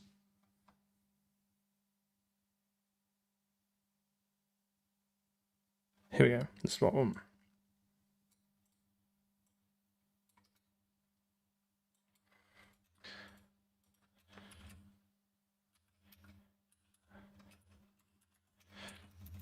I really want to, I do want to spend a bit of time in the future tidying up some of this, like all these random numbers that get passed around. I feel like they should be better encapsulated in the various buffers and stuff, so you can like just bind it and it knows the slot it's going to be in because they never change. But anyway, so that should write the light buffer data to that. It should bind it as slot 2. Actually, I'm going to put this up here just because I then think this reads better.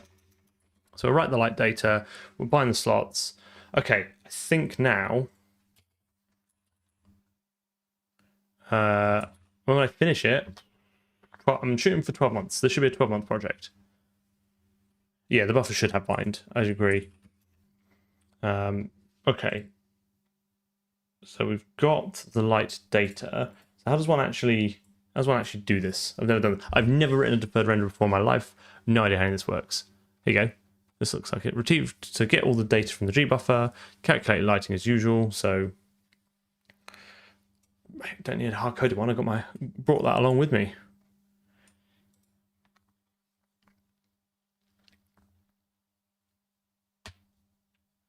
Work experience is kind of key at the moment. I think if you can get a job, like almost doing anything, just prove that you can stick something out for summer, like you'll also earn some money. Like work experience is such a key way of kind of differentiating yourself. So I would definitely try. It might, but also be prepared that it might not be using, I don't know, the technology you want or the industry you want, but like programming is programming, right? And I guess the Oracle does it for us all now anyway. But like once upon a time, like doesn't matter what you type on the keyboard.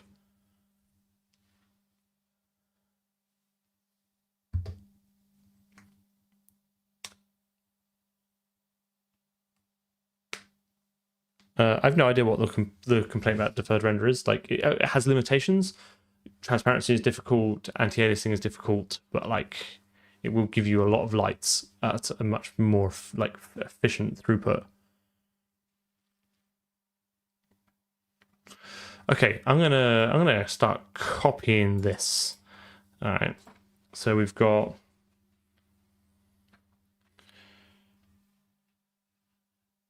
So we've got.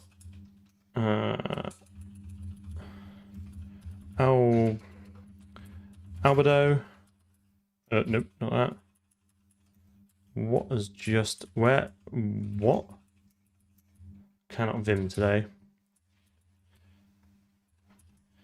Albedo, and then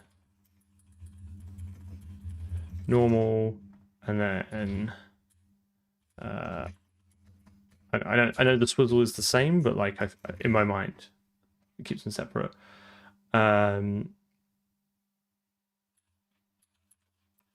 Float specular equals normal specular R, and then vec3 frag pos equal, what am I doing? Frag pos equals position.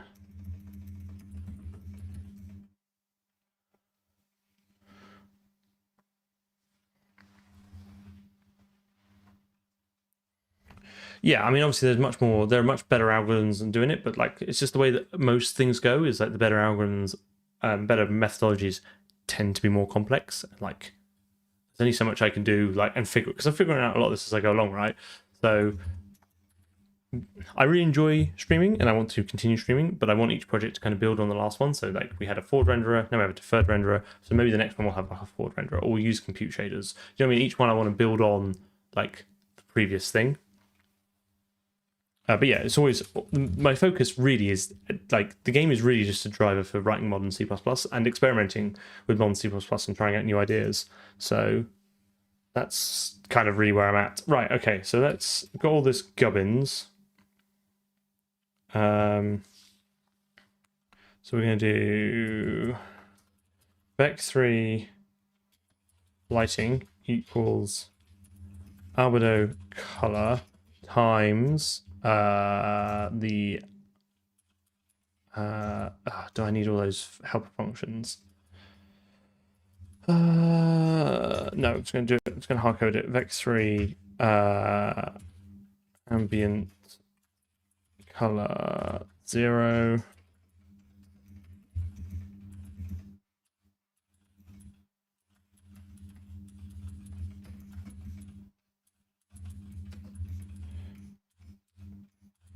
Okay.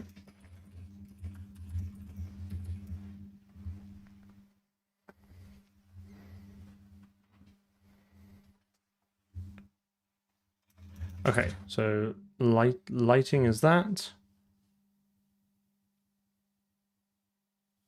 And then vec3 view, the view direction is therefore the normalize, and I will spell normalize wrong, and I do apologize. View pos oh,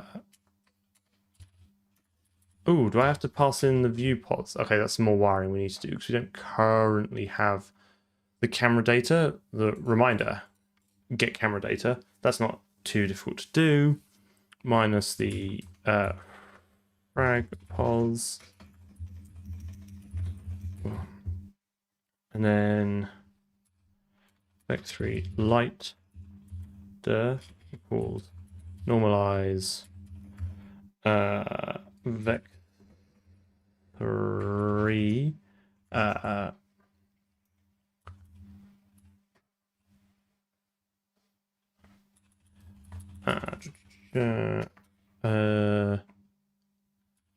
point light pos naught 1 or 2. Okay, jxjj minus the frag pos.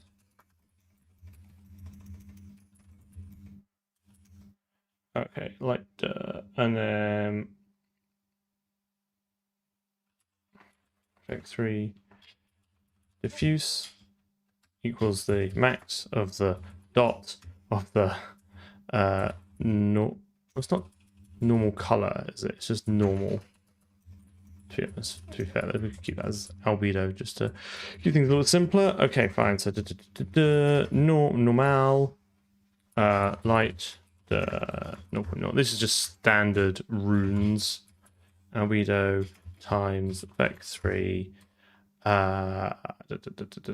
point light color naught. I don't know where's the specular come into it. I feel like their code sample is incomplete.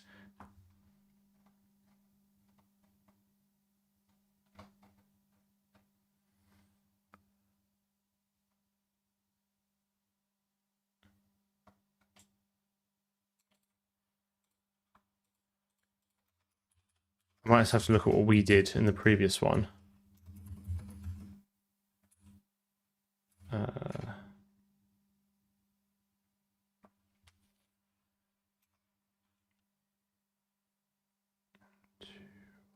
1 2 1 2. Right, okay, fine.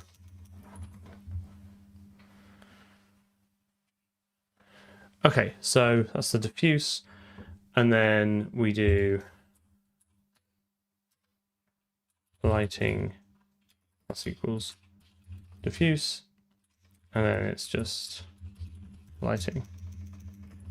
Yeah, you need to. But also you need to figure out what the what's the simple frag? What does this? So we need. So we've got that.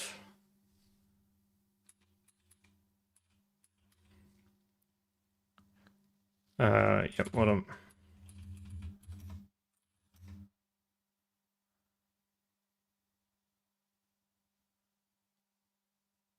Yeah, I'm just trying to work out. I think we need then this.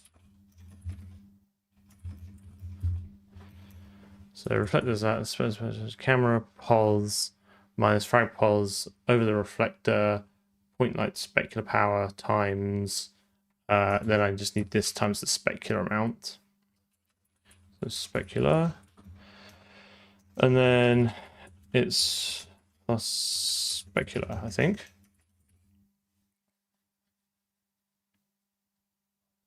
That's not quite right, is it? So diffuse should be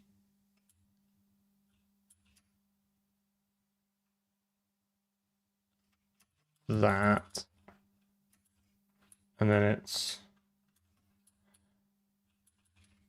diffuse plus specular times albedo times light color, I think.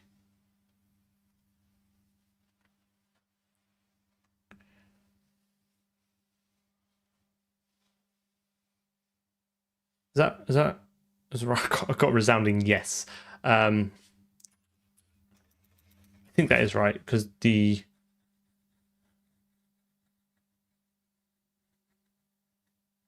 okay, so now we just need to put the camera data in. So let's get back our simple fragment shader because that had the camera data here.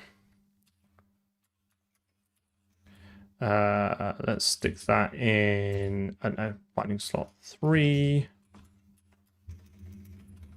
And then if we go to the renderer, somewhere in here we bind the camera data already. So it's this one, Inc 167. Go down, down, down, down, down, down, down, down. I think that's what she wrote.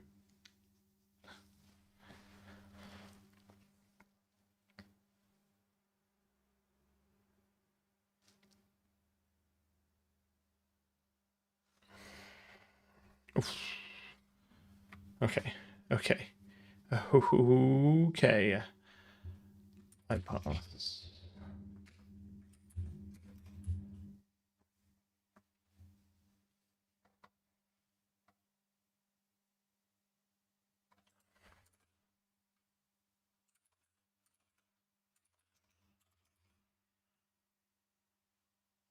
Frag pos. What does that look like on the real one? Simple frag. That is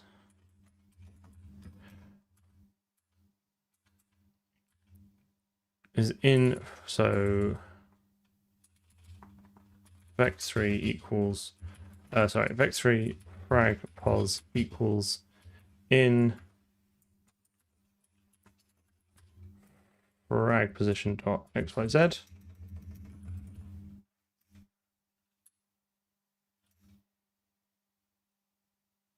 Then what was the next one? 59. Kind of.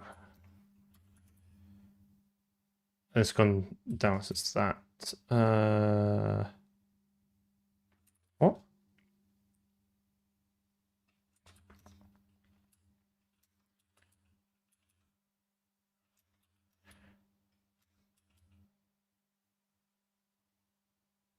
$63. Hold on. Right, pos. It doesn't like this line. I don't know why, because they're definitely floats. So I'll come back to that one.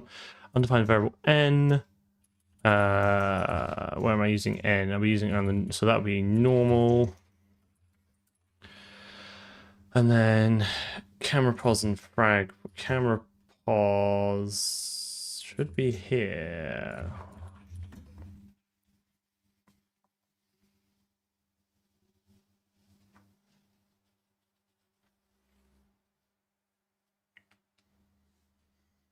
I would like to as well have some system where all the buffers get dumped to like a memory view in MGUI so we can kind of see what we're uploading. I think that might be super useful. 60. Oh yeah, well done. I say well done. I don't know if anyone spotted it, but Oh, I think mistake did.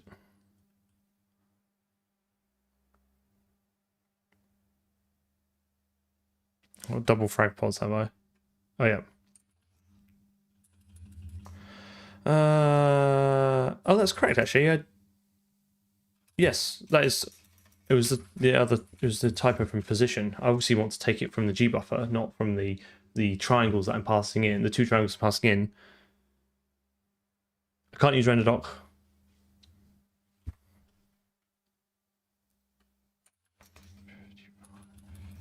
So what's view pods then? So it's simple frag.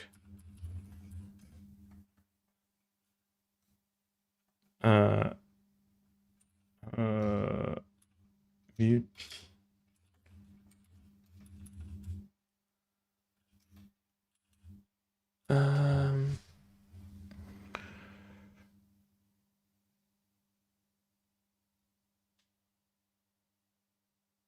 Where's that used?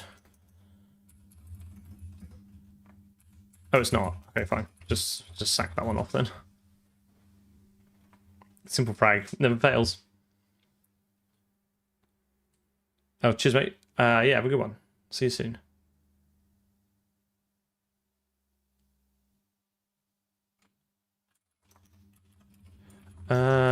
It's probably somewhere between the two. Max. Dot. That's gonna be float, shouldn't it?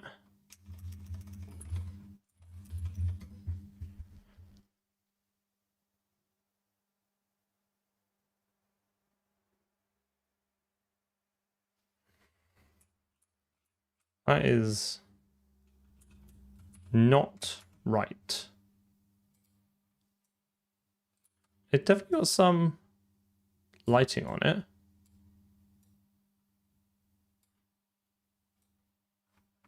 I almost feel like the textures are the wrong way around.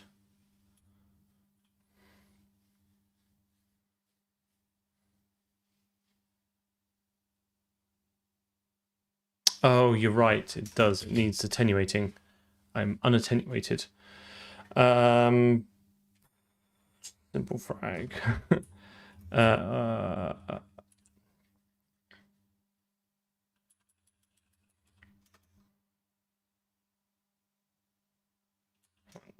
Those, and then what do I do with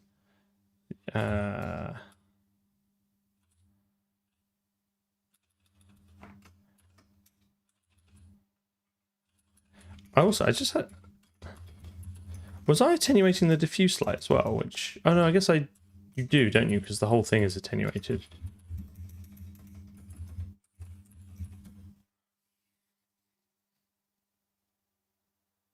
Line 70.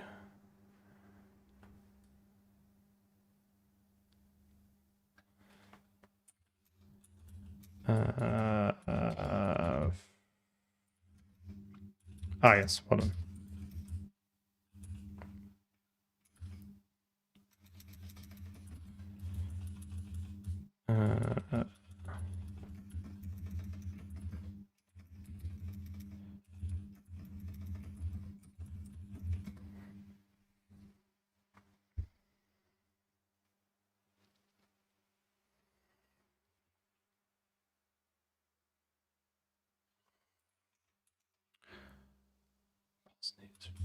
Yes, it will be the frag pods. Nope.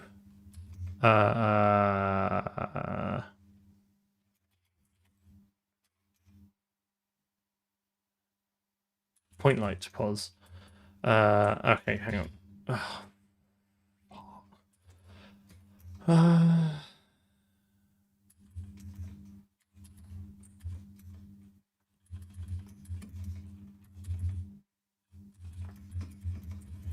So this can be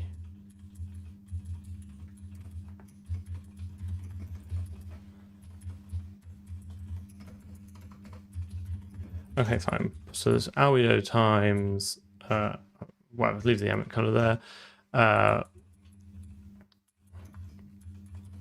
Point pos, and then reflect, and then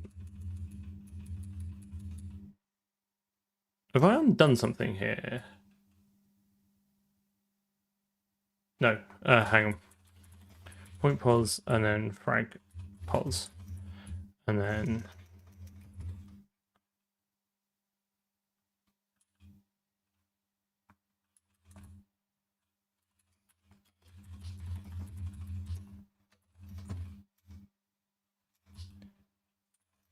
okay. Let's give that a go.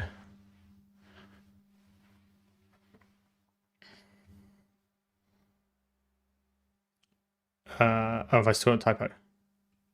Well done.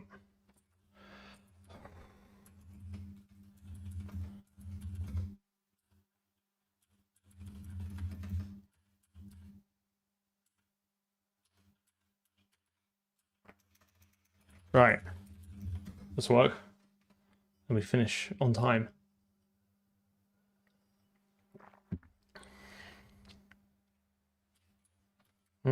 Still looks too bright to me.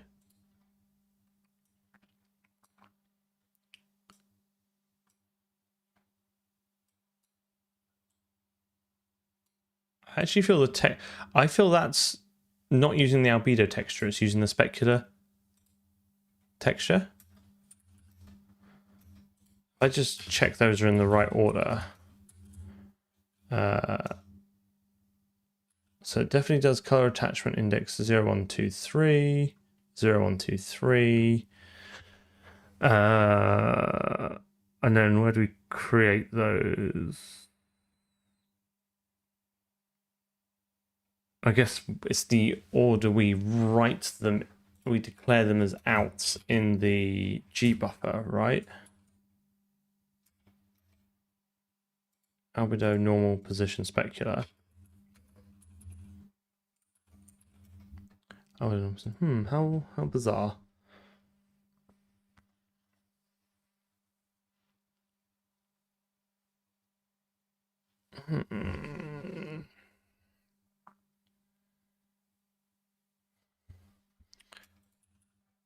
Because they should have the same texture bound.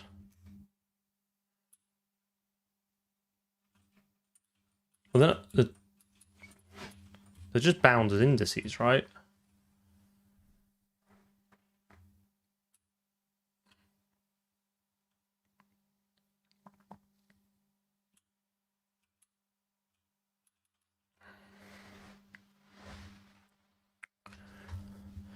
Well, there's an easy way of checking this, right?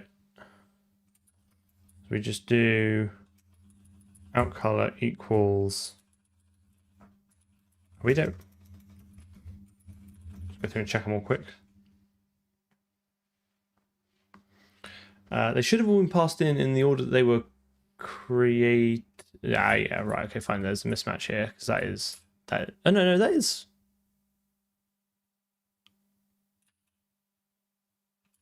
Yeah, that is. That's that.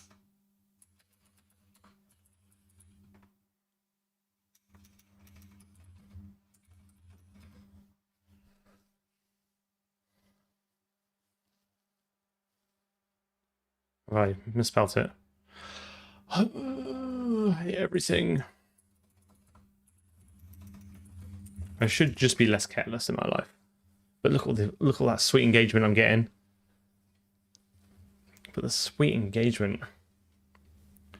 That looks like normals to me. And then frag pos.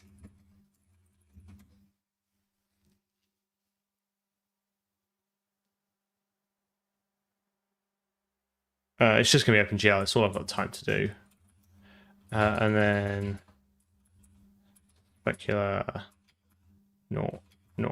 Okay, so that all the textures seem to be coming in correctly. So if I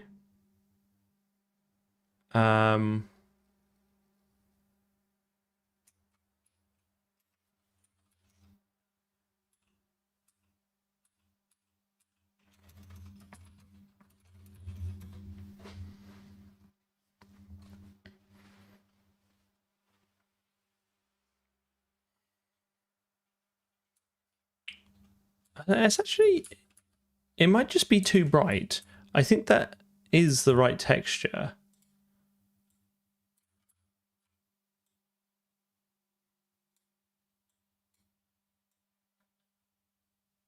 I think it's normal mapping as well. It's hard to tell.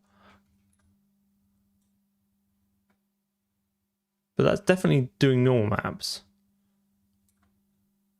And then we can tone down the ambient light. We can turn down this point light.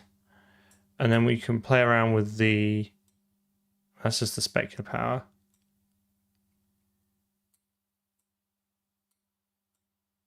The attenuation.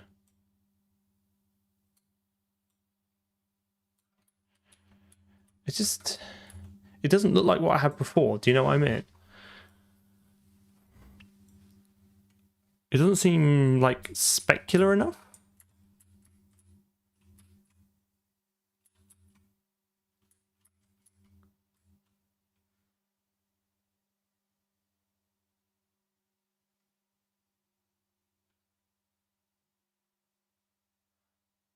Yeah. Right. Okay. Let's just double check everything then. So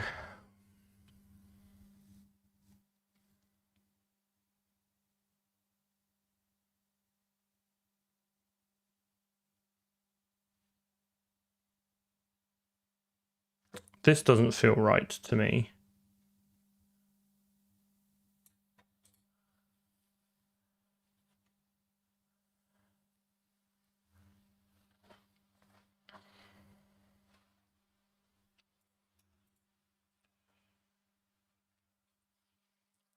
Is it something like, should it be something like ambient?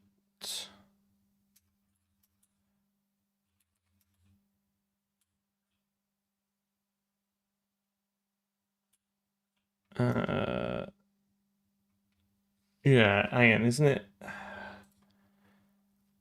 think I want to create all the color contribution, right? And then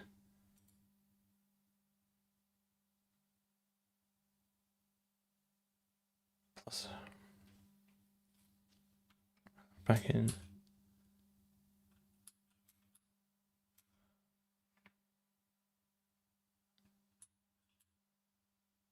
I don't think I need that actually, because hang on, so I just get rid of that because I've already got it here.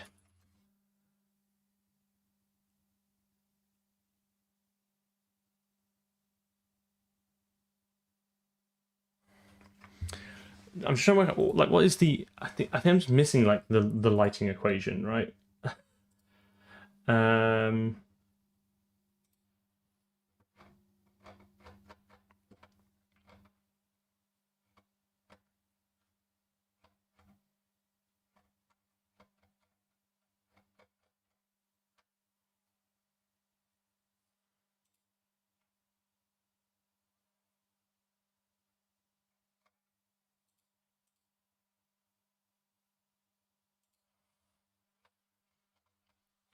It's.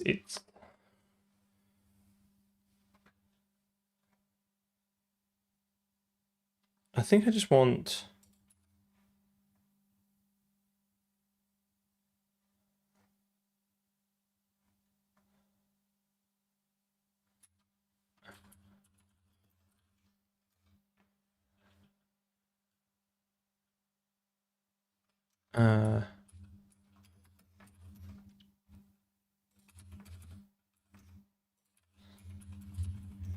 I think I want ambient plus diffuse plus specular, right?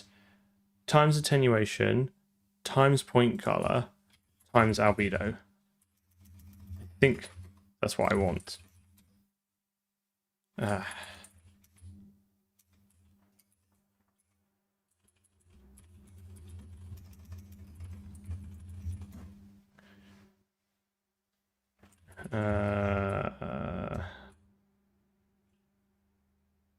Thank you. Good spot.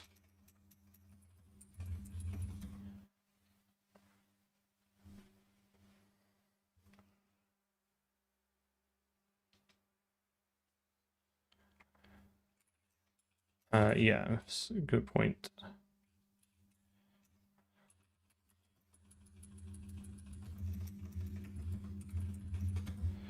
Whew.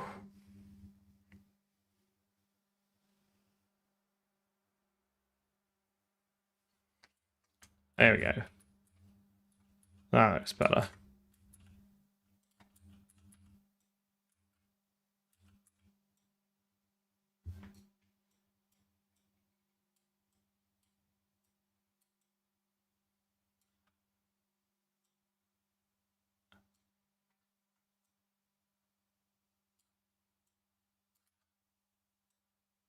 Why is that not? Have I messed up the ambient light now?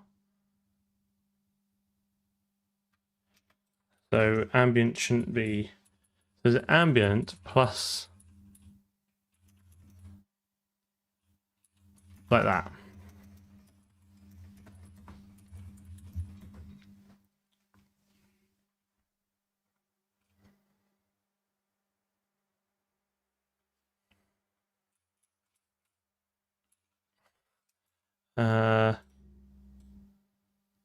Why is it affecting the background?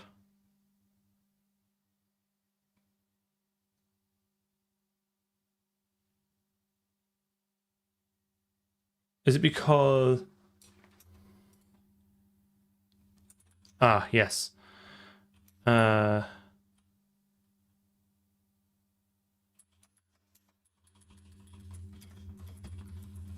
feel like I'm guessing a little bit here.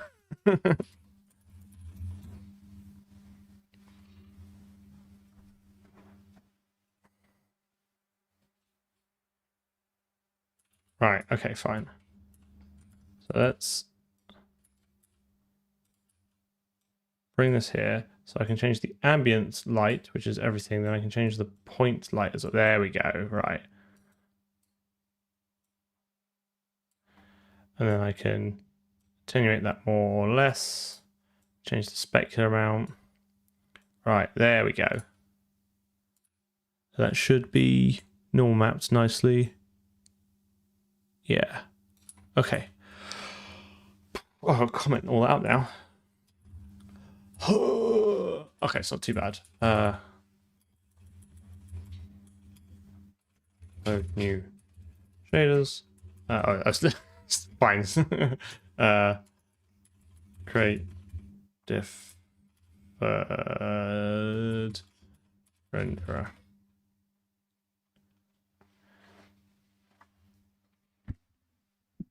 Okay, right. That was a journey. We'll kick that off. I think we can put deferred renderer to bed for now. Obviously, it doesn't support multiple lights, but we'll add that in later. Because what my plan next is to. So I'm away for a couple of weeks in February, so I want to try and get as much done before then as I can. So my plan is to get, I think next stream I think we should do a bit of housekeeping. I think it should be a housekeeping stream. I want to rework the renderer. I want to rework the debug UI. I want to make it dockable. I want to add in the different stages so we can see them as we go through. Ideally, I want to click it. So it'll be like, here's like a little preview of the normal map. Click it, the whole thing renders as a normal map. Maybe dump some of the data for the uniforms. That might be a bit of a stretch, but refactor that. I want to refactor the buffer usage because a lot of them I think are wrong. I want to refactor the material system because I don't like that. So I think we're gonna take Sunday and just pay back a bit of technical debt and just spend some time going over the code and tidying things up. And then after that, we're going to jump straight into model loading. We need to be able to model some stuff, and then we need to start building out some tooling to be able to build a level. I think before we even get a gun, right? Before we can pew pew, we need something to walk around. So I want to build out we should be able to just like click down and say, give me like a corridor. It pops into the map. We can move it around, save that off. That's the plan. So that's the big push, is that. So Sunday, chill, refactor some stuff, break some stuff, write some C++ code. Then after that, get async in there, and then just start going for it. Let's see, can I do a build?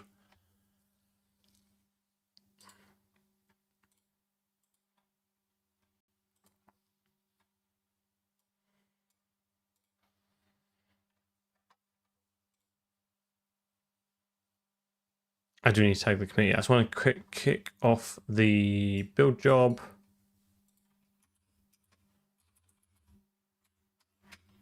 Stream 14 already. Crazy.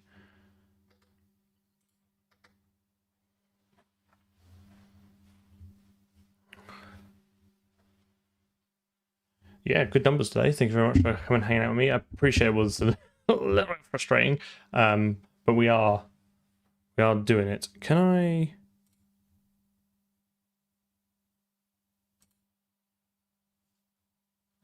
This is the problem I had with NVIDIA Insight, is it doesn't like the fact that I've got it inside a WSL instance.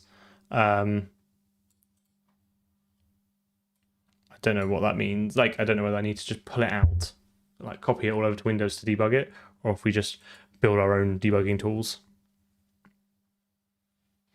I just don't. There's only so much I can do. Like, I don't know if that's part. I don't know if that's in scope.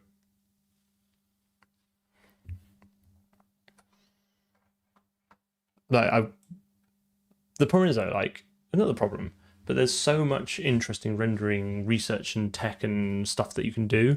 I got to pick some subset, otherwise we could just spend ages writing a renderer and never get anywhere. So I do need to kind of progress on to like physics and sound and scripting and all that kind of stuff. So I'm gonna keep the renderer reasonably like simple.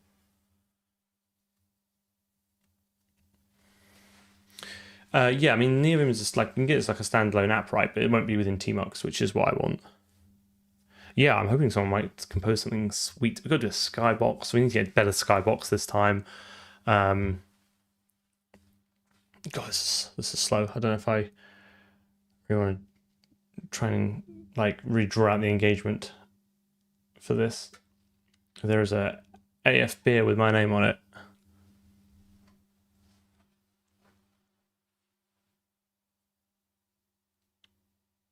I thought the last time the audio was actually surprisingly not as complex as I thought. I might experiment a bit more with the 3D sound, see if we can kind of get something that sounds a bit more positional, but like it's just a bit of Windows magic.